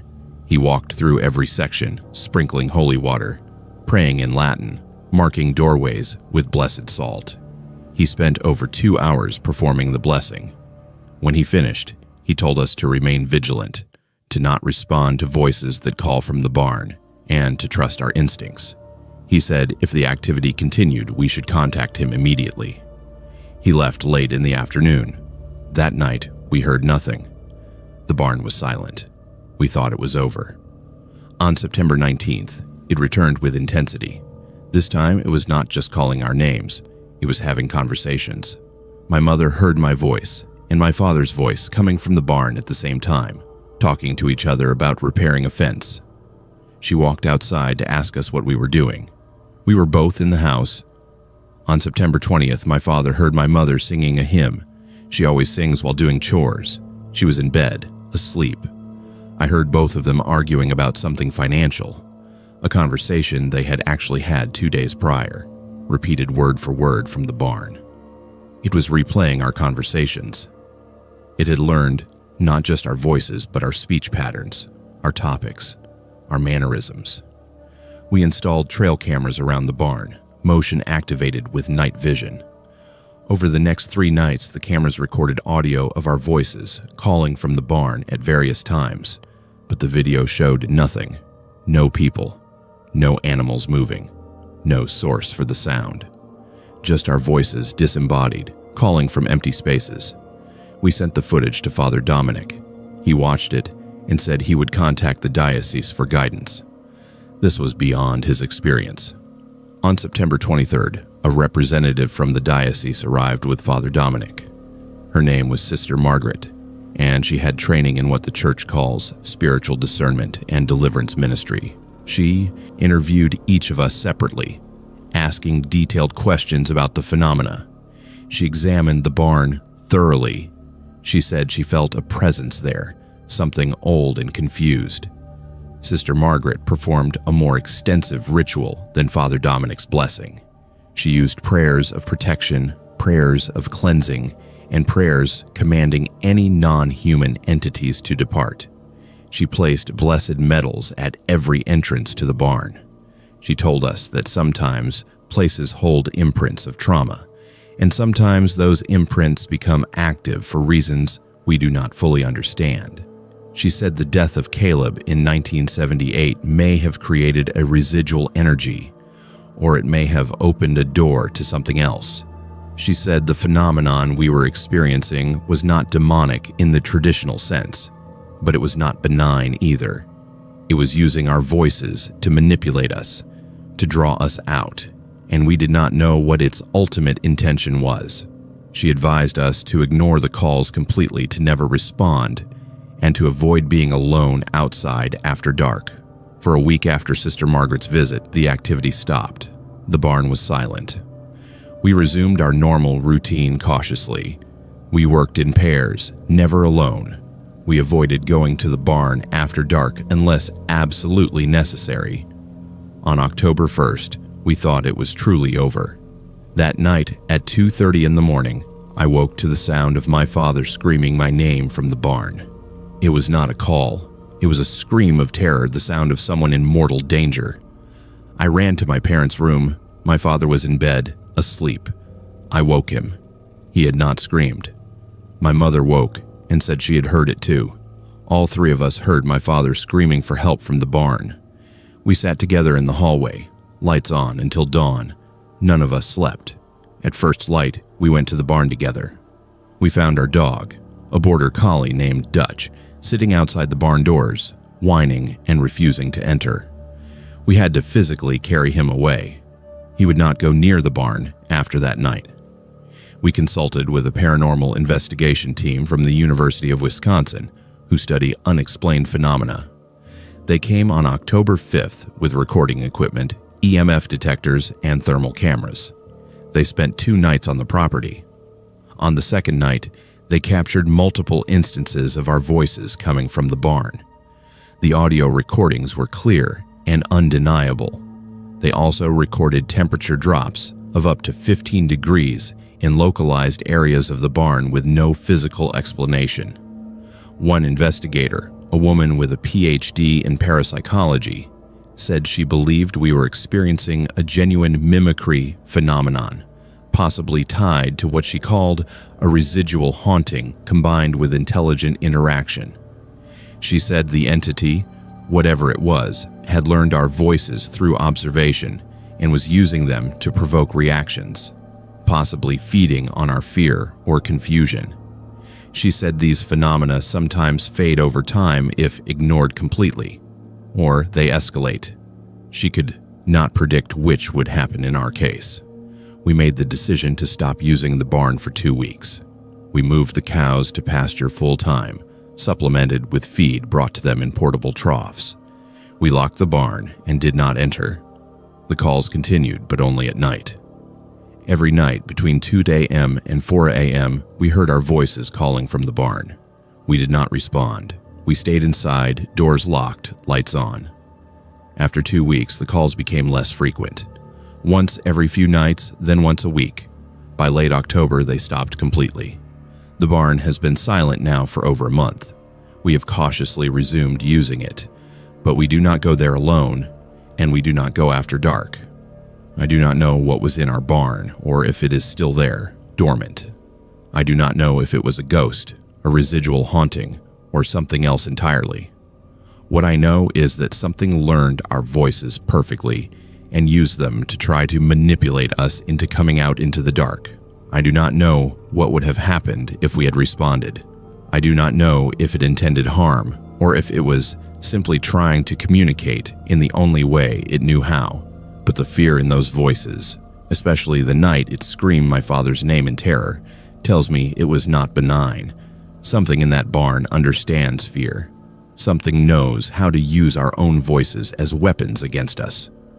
We still live here. We still work the farm. But we have changed our routines. We work in daylight. We stay together. And we never, under any circumstances, respond to voices calling from the barn. If you hear a family member calling you from a place they should not be, do not go. Verify their location first. Do not trust the voice, no matter how perfect it sounds. What we thought we knew about voices and identity was wrong. Voices can be stolen. Voices can be weapons. And something out there knows how to use them. I am writing this because the authorities have asked me to document exactly what I saw and how I found it, and because I want other urban explorers to understand that some abandoned buildings are not abandoned at all. My name is DeAndre. I am a photographer based in Austin, Texas, specializing in urban decay and architectural documentation. I have explored hundreds of abandoned structures across the Southwest over the past 8 years. I understand the risks. I know about trespassing laws, structural hazards, and the importance of going with partners. On July 21st of this year, I broke my own rules. I went alone to an abandoned slaughterhouse in rural Texas, and what I found there was not decay or history. It was an active crime scene. What I witnessed saved 11 lives, but it nearly cost me my own. I am writing this so that other explorers know the signs, and so that anyone who sees something similar knows to run first and call the police second. The location came to me through an Urbex forum where people share coordinates of abandoned sites. Someone posted about an old cattle slaughterhouse approximately 40 miles southeast of San Antonio, off Farm Road 887. The post included photos showing a large industrial structure with corrugated metal siding, loading docks, and the kind of vintage signage that makes for compelling photography. The facility had closed in 2003 after repeated health code violations, according to the poster. The property was privately owned, but reportedly not patrolled. The poster claimed he had explored it 6 months prior and found it completely empty, with equipment still in place. It looked perfect for my project documenting rural industrial abandonment.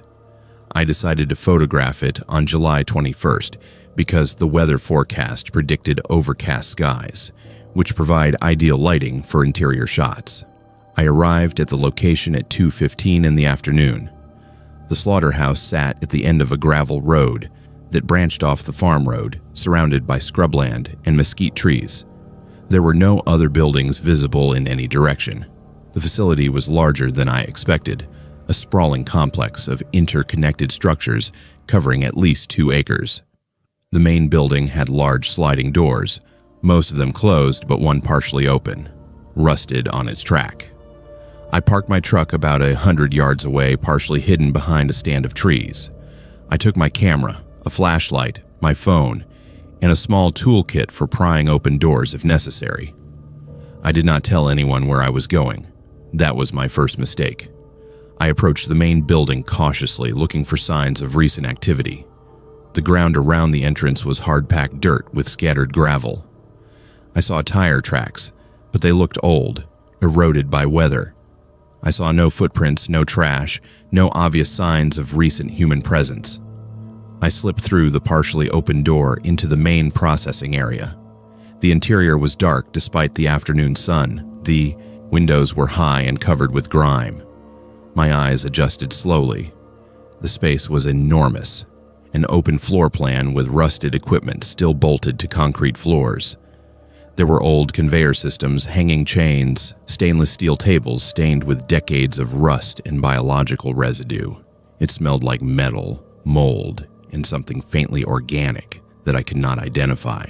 I started photographing immediately, documenting the decay, the way light filtered through the broken skylights, the industrial bones of a dead building.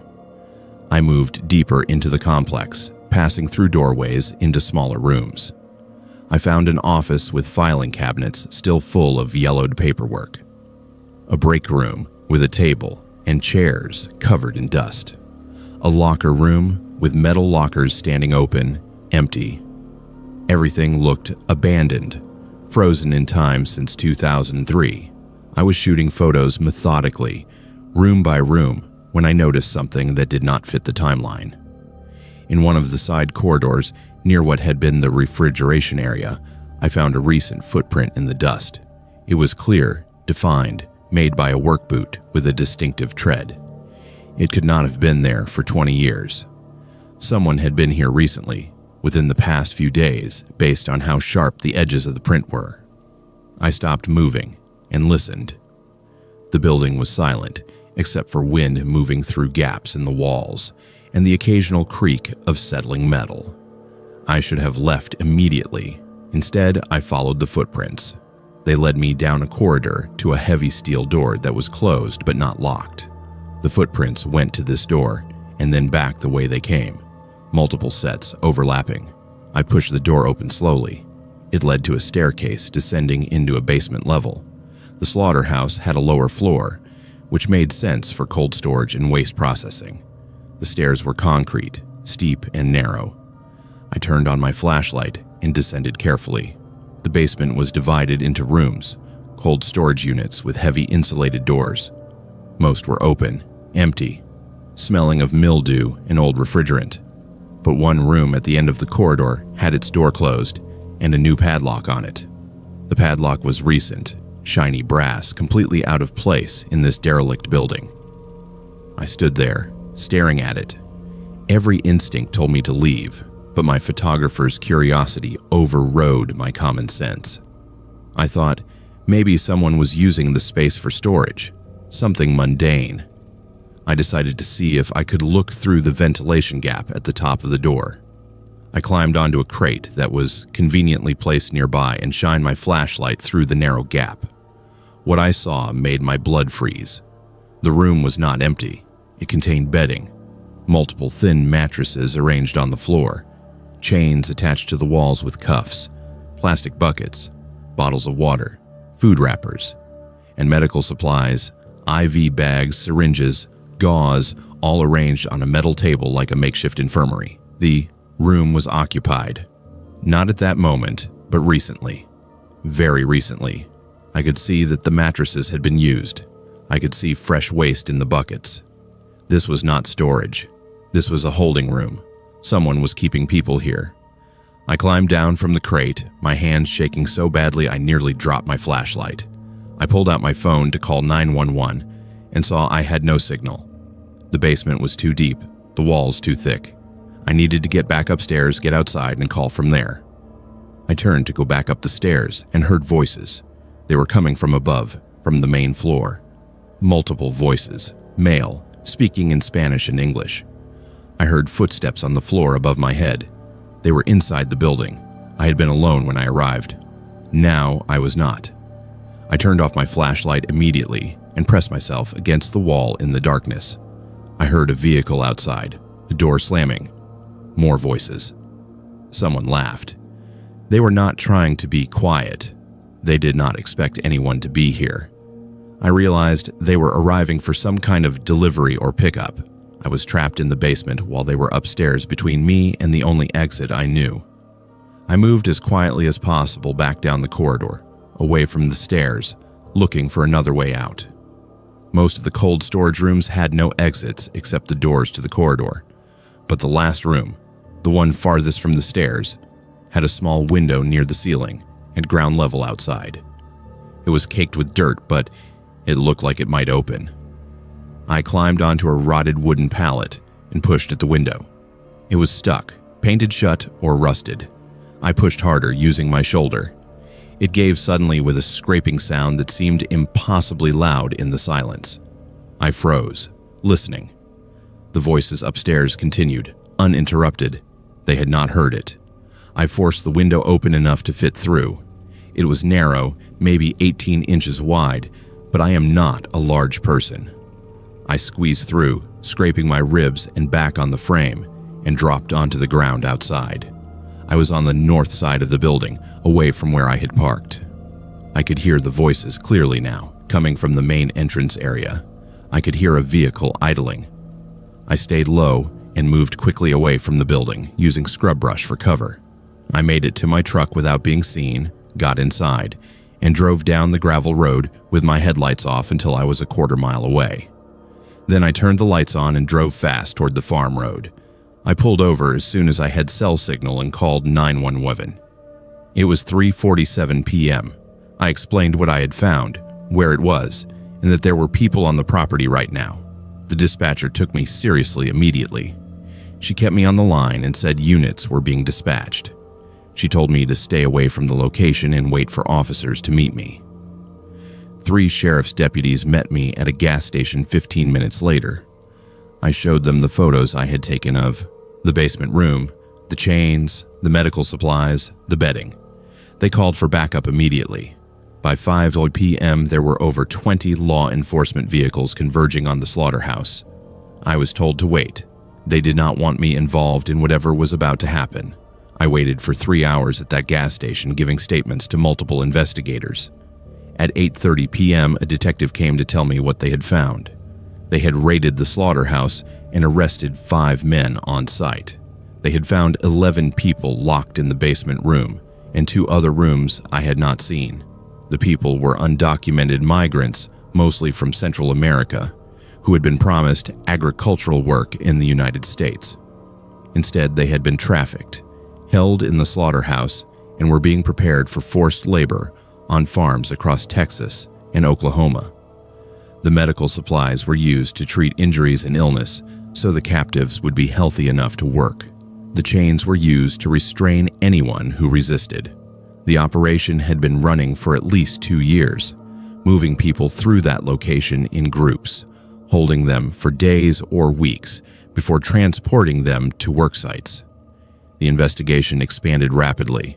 The 5 men arrested at the slaughterhouse cooperated in exchange for reduced charges. They identified a larger network. Over the next month, federal agents made 37 additional arrests across 4 states. They shut down what the FBI described as a significant human trafficking and forced labor operation. The 11 people I had inadvertently helped rescue were placed in protective custody and given temporary visas as material witnesses. I was told that if I had not found them when I did, they were scheduled to be moved that night. Some of them had been held for 3 weeks.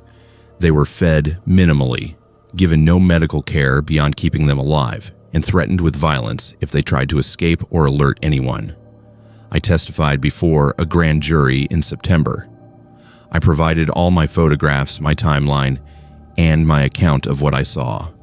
The case is still ongoing. Multiple defendants face federal charges including human trafficking, forced labor, kidnapping, and conspiracy.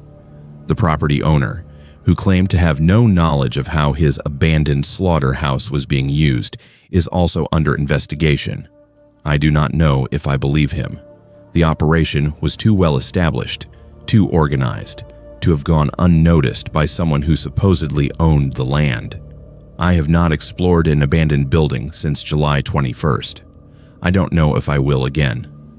What I thought was a dead building was very much alive, being used for something evil. I was lucky. If they had arrived 10 minutes earlier, if I had been upstairs when they came in, I do not know what would have happened to me. I was trespassing. I had no legal right to be there. They could have done anything. I think about that often. I also think about the 11 people in that basement. I think about how many times they heard footsteps above and hoped someone would find them. I'm glad I was the one who did, but I will never forget the feeling of being trapped in that basement, hearing voices above me, knowing that I had stumbled into something dangerous that I was not prepared for. Urban exploration is about documenting what has been left behind, but sometimes what has been left behind is not history. Sometimes it is a crime waiting to be discovered. If you explore abandoned places, trust your instincts. If something feels wrong, leave immediately. If you see evidence of recent activity, leave and call the police. Do not be curious. Do not investigate. I got lucky. Others might not. I am writing this because what happens in the valley where I live cannot be explained by any scientific or rational framework I have found, and because I want people to know that some places hold sounds that should not exist. My name is Jackson. I moved to a small community in rural Kentucky in March of this year, looking for affordable housing and quiet after years of living in Louisville. The valley seemed perfect. Small population, low cost of living, beautiful Appalachian scenery. What I did not know when I signed my lease was that the valley has a phenomenon that has repeated for over a century, a sound that defies explanation and has driven multiple residents away. Or I'm writing this 6 months after moving here, and I still hear it.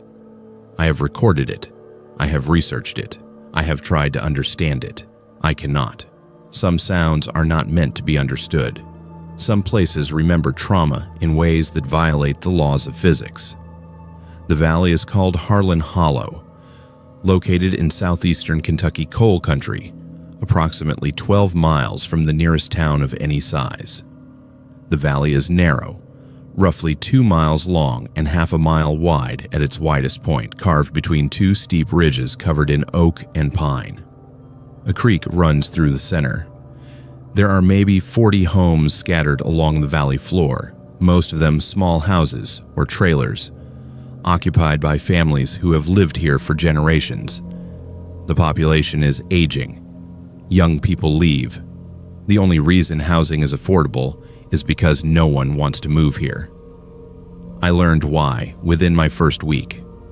I rented a small house on the eastern side of the valley, a 2-bedroom place built in the 1970s, basic but functional. My landlord, an older man named Earl who lives 3 houses down, was friendly, but gave me a strange warning when he handed me the keys. He said the valley has what locals call the Screaming Nights. He said it happens every 8 to 12 days, always between midnight and 4 a.m. He said I would know it when I heard it, and that I should not be alarmed because it has been happening for as long as anyone can remember. He said people have tried to investigate, but no one has ever found an explanation. He said most people get used to it. Some people do not. He asked if I still wanted the house. I thought he was exaggerating or referring to some local wildlife. I said yes. On my 3rd night in the house, March 17th, I woke at 2:47 a.m. to the sound of screaming. Not one person screaming.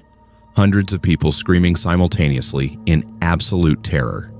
Men, women, children, all screaming at once. The sound filled the entire valley, echoing off the ridges surrounding my house from every direction. It was the most horrifying sound I have ever heard. It lasted exactly 47 seconds. I counted later when I reviewed the recording my phone had captured automatically because I had been so startled I grabbed it and started recording without thinking. Then it stopped, instantly. Complete silence, as if someone had turned off a switch. I sat in my bed, heart pounding, shaking, waiting for some explanation. Police sirens, fire trucks. Something. Nothing came. The valley was silent. After 15 minutes, I got up, got dressed, and went outside. The night was clear and cold. I could see lights on in several houses nearby. I walked to Earl's house and knocked. He answered in his robe, looking tired but unsurprised. I asked what had just happened. He said it was the screaming night. He invited me in and made coffee. He explained that it happens regularly, has happened since at least the 1960s based on what the oldest residents remember, and possibly much longer. He said no one knows what causes it. He said the sound is heard by everyone in the valley simultaneously. He said it has been recorded dozens of times. He said researchers have come and gone. No one has an answer. He said the only thing anyone knows for certain is that it is always 47 seconds long. Always. I did not sleep the rest of that night. The next day, I talked to neighbors. Everyone confirmed Earl's story. The screaming happens every 8 to 12 days. It has been happening for decades. Some people have lived here their entire lives and have heard it hundreds of times. They treat it like weather, an unpleasant fact of life in the valley. One woman, Mrs. Callahan, told me her grandmother had talked about hearing it in the 1920s. She said the old-timers believed it was connected to the mine disaster. I asked what mine disaster. She looked at me like I should already know. She said the Harlan Hollow mine collapse of 1902. I spent the next week researching. The Harlan Hollow mine was a coal operation that employed over 300 men at its peak. On November 14, 1902, an explosion occurred deep in the mine during the night shift. The main tunnel collapsed, trapping 237 miners underground. Rescue efforts lasted 3 days, but no one was brought out alive. The mine was sealed permanently. According to newspaper accounts from the period, residents reported hearing the trapped miners screaming for hours after the collapse, their voices echoing through ventilation shafts and fissures in the rock. The screaming eventually stopped when the men died from suffocation, smoke inhalation, and injuries. The disaster devastated the community. The mine company declared bankruptcy. The valley never recovered economically. The location of the sealed mine entrance is approximately a quarter mile from my house, overgrown now, marked only by a depression in the ground and some rusted equipment half buried in the earth. I visited it on March 25th. There is no memorial, no marker, just a forgotten wound in the landscape. I stood there, trying to imagine 237 men dying slowly in the dark, their screams rising through the ground. It was unbearable to contemplate. On March 28th, at 3:14 a.m. it happened. Again. The screaming woke me from sleep. This time I was prepared. I recorded it on 3 devices simultaneously: my phone, a voice recorder, and a video camera I had set up pointing out my bedroom window. The sound was identical to the first time. Hundreds of voices screaming in terror, lasting exactly 47 seconds. I went outside immediately after it stopped. The valley was silent. No visible source, no movement, just the echo of that sound fading in my memory. I went back inside and reviewed my recordings. The audio was clear. The screaming was undeniable. But the video showed nothing. Just darkness, trees, the outlines of houses. No people, no source. I contacted a professor at the University of Kentucky who specializes in acoustics. I sent him the recordings. He called me 2 days later. He said the recordings were genuine, not fabricated or edited. He said the screaming was real human voices, not animal sounds or mechanical noise. He said the audio contained overlapping frequencies, consistent with multiple people vocalizing simultaneously. But he said the most disturbing aspect was that the recording contained characteristics of both modern digital audio and analog recordings from early 20th century technology. He said it was as if the sound itself existed in multiple time periods at once. He had no explanation. He asked if he could come to the valley and investigate. I said yes. Professor Chen arrived on April 10th with 2 graduate students and a significant amount of recording equipment. They set up microphones at 6 locations throughout the valley, covering a 2-mile area. They also brought seismic sensors to detect ground vibrations. The plan was to capture the phenomenon from multiple angles and attempt to triangulate the source. They stayed for 12 days. On April 18th, at 2:33 a.m., the screaming occurred. All 6 microphones recorded it simultaneously. The seismic sensors detected no vibrations. The sound was coming from everywhere and nowhere. Professor Chen analyzed the data for 3 days. He concluded that the sound had no identifiable point of origin. It appeared in the air itself, uniform across the entire valley. He said this violated basic principles of sound propagation. Sound requires a source. This sound had none that could be detected. Professor Chen published his findings in a paper titled Anomalous Acoustic Phenomena in Harlan Hollow, an unexplained mass auditory event. The paper was peer-reviewed and accepted by a journal that publishes research on unexplained phenomena. The conclusion was that the Harlan Hollow screaming is a genuine, repeating, unexplained event that cannot be accounted for by conventional science. The paper suggested multiple hypotheses: residual haunting, where traumatic events leave acoustic imprints that replay; geological explanations involving gas releases or rock formations that create sound; mass hallucination driven by collective expectation; or an unknown phenomenon that current science cannot measure. None of the hypotheses fully accounted for the evidence. I have now lived in Harlan Hollow for 6 months. I have heard the screaming 9 times. It happens like clockwork, every 8 to 12 days, always between midnight and 4 a.m., always lasting exactly 47 seconds. I've tried to adapt. Most of my neighbors have. They barely react anymore. When it happens, lights come on for a few minutes, then go off. People go back to sleep. Life continues. But I cannot adapt. Every time I hear it, I feel the terror in those voices. I feel the desperation of men trapped underground, screaming for help that will never come. I know logically that they died in 1902, but the sound is fresh. It is immediate. It feels present, as if it is happening right now, not over a century ago. I spoke with a woman named Mrs. Evelyn Tucker, the oldest resident in the valley. She is 94 years old. She has lived here since she was born. She said her father was one of the miners who died in the collapse. She said she has heard the screaming her entire life. She said it started approximately 5 years after the disaster around 1907. She said her mother told her that the first time it happened, people thought the mine had somehow reopened and men were dying again. They ran to the sealed entrance but found nothing.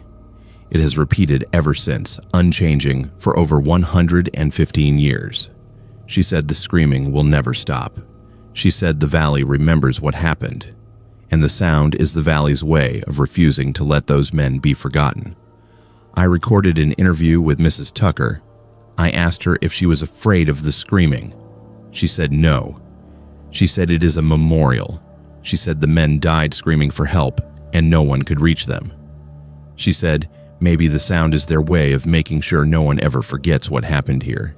She said they died alone in the dark, and the sound is proof that they existed, that they mattered. She said if the screaming ever stops, it will mean the valley has finally let them go. She said she hopes it never stops. I've thought about moving. The rent is cheap, but the psychological cost is high. Hearing hundreds of people scream in terror every 8 to 12 days wears on the mind, but I have also come to understand Mrs. Tucker's perspective. This is a memorial, an acoustic monument to tragedy. 237 men died here, forgotten by history, their deaths unmarked except by this sound. If I leave, I am participating in that forgetting. If I stay, I am bearing witness. I am writing this because I want people to know that Harlan Hollow exists, that the disaster happened, and that the men who died there are still screaming. I do not know if the sound is supernatural, geological, or something else entirely. I do not know if it is the voices of the dead or an echo trapped in the rocks. But I know it is real. I have the recordings. I have the research. I have the testimony of generations of residents. The screaming happens. It has happened for over a century. It will probably happen for another century. And maybe that is not a curse. Maybe it is the only justice those men will ever receive. Their deaths were horrific and largely ignored, but they cannot be forgotten because the valley will not let them be forgotten. Every 8 to 12 days, the earth opens its mouth and screams for them, and we listen, because that is the least we can do. I am writing this because what I witnessed over 6 weeks in rural Nebraska has never been adequately explained, and because I want other rural mail carriers and residents in agricultural areas to know the warning signs if this pattern ever repeats. My name is Kalen. I have been a rural mail carrier for the United States Postal Service for 11 years, serving a route that covers approximately 80 miles through farmland in central Nebraska, crossing 3 counties. I know every farm, every family, and every landmark on my route. I notice when things change.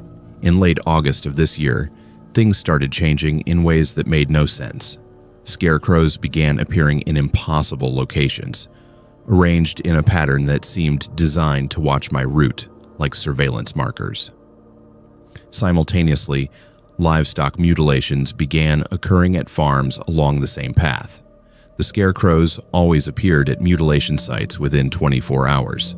After 6 weeks, the activity stopped as suddenly as it began. No arrests were made. No explanation was given. But I documented everything, and I believe someone was conducting organized activity across multiple properties for a purpose I still do not understand. My route begins in the town of Cozad and extends north and west through farming communities, covering approximately 45 delivery stops spread across 80 miles of county roads. Most of my customers are multi-generational farming families. I have delivered their mail for over a decade. I know their routines, their livestock, their crops. On August 19th, I noticed the first scarecrow that did not make sense. It was standing in the middle of a farm pond on the Henderson property, approximately 15 feet from shore, in water that should have been 4 feet deep. The scarecrow was upright, as if standing on something submerged, dressed in denim overalls and a flannel shirt with a burlap sack head. I stopped my vehicle and stared at it. Scarecrows belong in fields, not ponds. I made a note to ask Mr. Henderson about it when I saw him next. 2 days later, on August 21st, I saw a second scarecrow in an impossible location. This one was on top of a grain silo on the Kowalski farm, standing upright on the narrow peaked roof 50 feet above the ground. There was no ladder, no platform, no way anyone could have safely placed it there. I photographed it with my phone. That afternoon, I delivered mail to the Kowalski house and asked Mrs. Kowalski about the scarecrow on the silo. She looked at me with confusion and said they had not put anything on the silo. She came outside with me, looked up, and went pale. She said her husband would check it, but she had no idea how it got there. I continued my route, unsettled. On August 23rd, I found a third scarecrow hanging from a power line between 2 utility poles on County Road 47. It was suspended in the middle of the line, 40 feet above the road, swaying slightly in the wind. This was not just strange, This was dangerous. Power lines are maintained by utility companies. No farmer would risk electrocution to hang a scarecrow. I called the power company from my vehicle. They said they would send someone to investigate.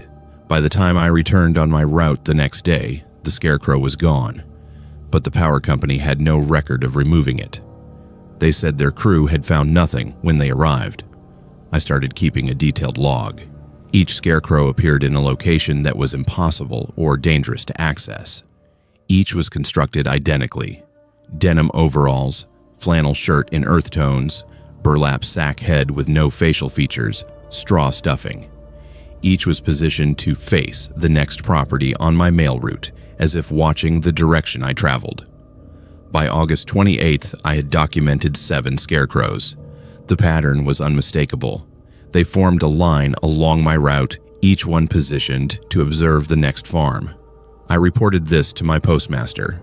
She listened, took notes, and said she would contact local authorities if I felt unsafe. I did not feel unsafe at that point. I felt confused. On August 30th, everything changed. I arrived at the Morrison farm to deliver a package and found Mrs. Morrison in her driveway, visibly upset.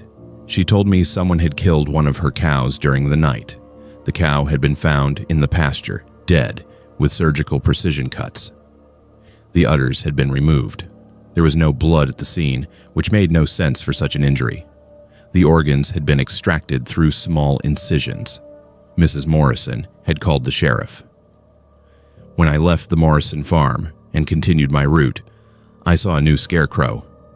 It was standing at the fence line of the Morrison property, facing the road, facing me. It had not been there yesterday. I photographed it and drove immediately back to the Morrison farm. I told Mrs. Morrison about the scarecrow. She had not seen it appear. It had not been there when she went to bed the previous night. Over the next 2 weeks, the pattern accelerated. A mutilation occurred at a farm. Within 24 hours, a scarecrow appeared at the site. The mutilations were always livestock, cattle, or sheep, always killed with surgical precision, always with organs removed and no blood. The scarecrows always appeared facing the next property on my mail route. By September 12th, there had been 9 mutilations and 13 scarecrows. The sheriff's department was investigating, but they had no leads, no witnesses, no physical evidence beyond the dead animals and the scarecrows. Trail cameras set up by farmers captured nothing useful.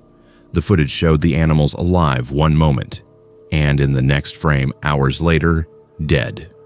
No figures, no vehicles, no lights, just a time gap and a dead animal. I reviewed my photographs and noticed something that made my skin crawl. The scarecrows were not just facing the next property. They were facing locations where mutilations would occur days later. The scarecrow at the Morrison farm had been facing the Chen farm. 3 days later, the Chens found a mutilated calf. The scarecrow at the Chen farm faced the Rodriguez property. 2 days later, the Rodriguez family found a dead sheep.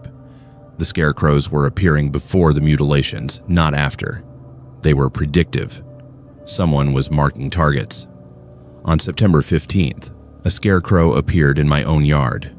I live in a small house on the edge of Kozad, not on a farm, not on my mail route.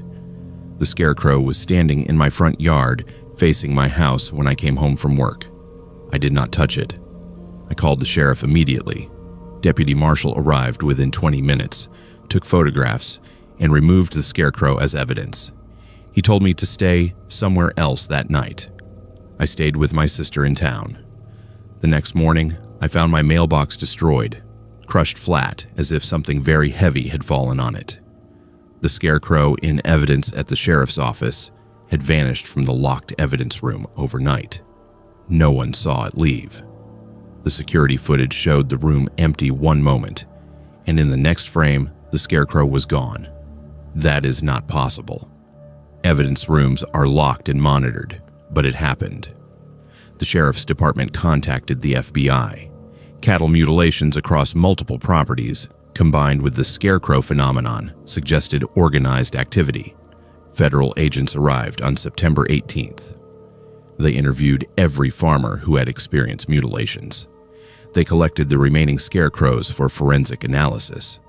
The materials were common: denim purchased from farm supply stores, burlap sacks available at any hardware store, straw from any field. There were no fingerprints, no DNA, no trace evidence. The scarecrows were assembled with basic sewing, the kind anyone with minimal skills could perform. The FBI found nothing that identified a person or group. On September 20th, trail cameras at 3 separate farms captured identical footage. At 2:47 a.m., multiple figures appeared in the fields. They moved in coordinated patterns, walking in straight lines, stopping at specific points, standing motionless for extended periods. The figures wore dark clothing and moved without flashlights. The footage was heavily distorted, pixelated beyond recognition. Facial features were impossible to discern. One farmer, Mr. Chin, reviewed his footage and said the figures moved like they were measuring something. They walked precise distances, stopped, appeared to mark locations, and moved on. The pattern suggested surveying or mapping, but for what purpose, no one could determine. On September 23rd, the activity stopped. No new mutilations, no new scarecrows. The existing scarecrows began to disappear. Farmers who had left them in place as evidence found them gone overnight. No one saw them being removed. By September 27th, every scarecrow was gone. The trail cameras showed nothing unusual. The fields were empty. Whatever had been happening for 6 weeks simply ended. The FBI continued investigating through October, but found nothing. The case was classified as unsolved. I researched historical records for similar events. I found 2. In 1987, newspapers in the region reported a series of cattle mutilations and strange scarecrow sightings over a 6-week period in late summer. The activity stopped without explanation. In 1971, similar reports appeared in archived county records. Mutilations, scarecrows in unusual locations, and coordinated activity across multiple farms. The pattern repeated every 16 years. 1971, 1987, 2003 saw scattered reports but less documentation, and now 2024. The next occurrence, if the pattern holds, will be in 2040. I spoke with an elderly farmer named Mr. Dietrich, who has lived in the area his entire life. He is 89 years old. He remembers 1971. He said his father experienced the same thing in 1955, though there were no formal reports. He said the old-timers in the 1950s said it had happened before, going back generations. He said no one has ever understood what it is or why it happens. He said the scarecrows are markers. He said the mutilations are not about the animals. He said someone or something is surveying the land. He said the animals are incidental, chosen for convenience. He said the purpose is the pattern itself. He said it will happen again. I do not know what I witnessed. I do not know if it was a cult, a group of individuals conducting bizarre rituals, a government experiment, or something non-human. What I know is that it was organized, coordinated across multiple properties, and executed with precision that suggests planning and resources. The scarecrows were impossible to place without equipment, yet no one saw equipment. The mutilations were surgical, yet no one saw anyone approach the animals. The figures on the trail cameras moved in patterns that suggested purpose, yet left no trace. I documented everything. I provided all my photographs, my log, and my testimony to the FBI. The case remains open but inactive. I still drive my mail route. I still deliver to the same farms, but I watch for scarecrows now. I watch for patterns. If I see a scarecrow in an impossible location, I will not assume it is harmless. I will not wait to see what happens next. I will call authorities immediately. I will document everything, and I will remember that some activities in rural areas are not what they appear to be. Some patterns are not natural. Some surveillance is not conducted by people we can understand. The scarecrows were watching. The mutilations were part of a larger design, And whatever conducted this activity in 2024 has done it before and will do it again. I hope when it returns in 2040, someone will be paying attention. I hope they will have better answers than we do, because I have none. All I have is the documentation, the pattern, and the certainty that something very strange happens in these fields every 16 years. And no one knows why.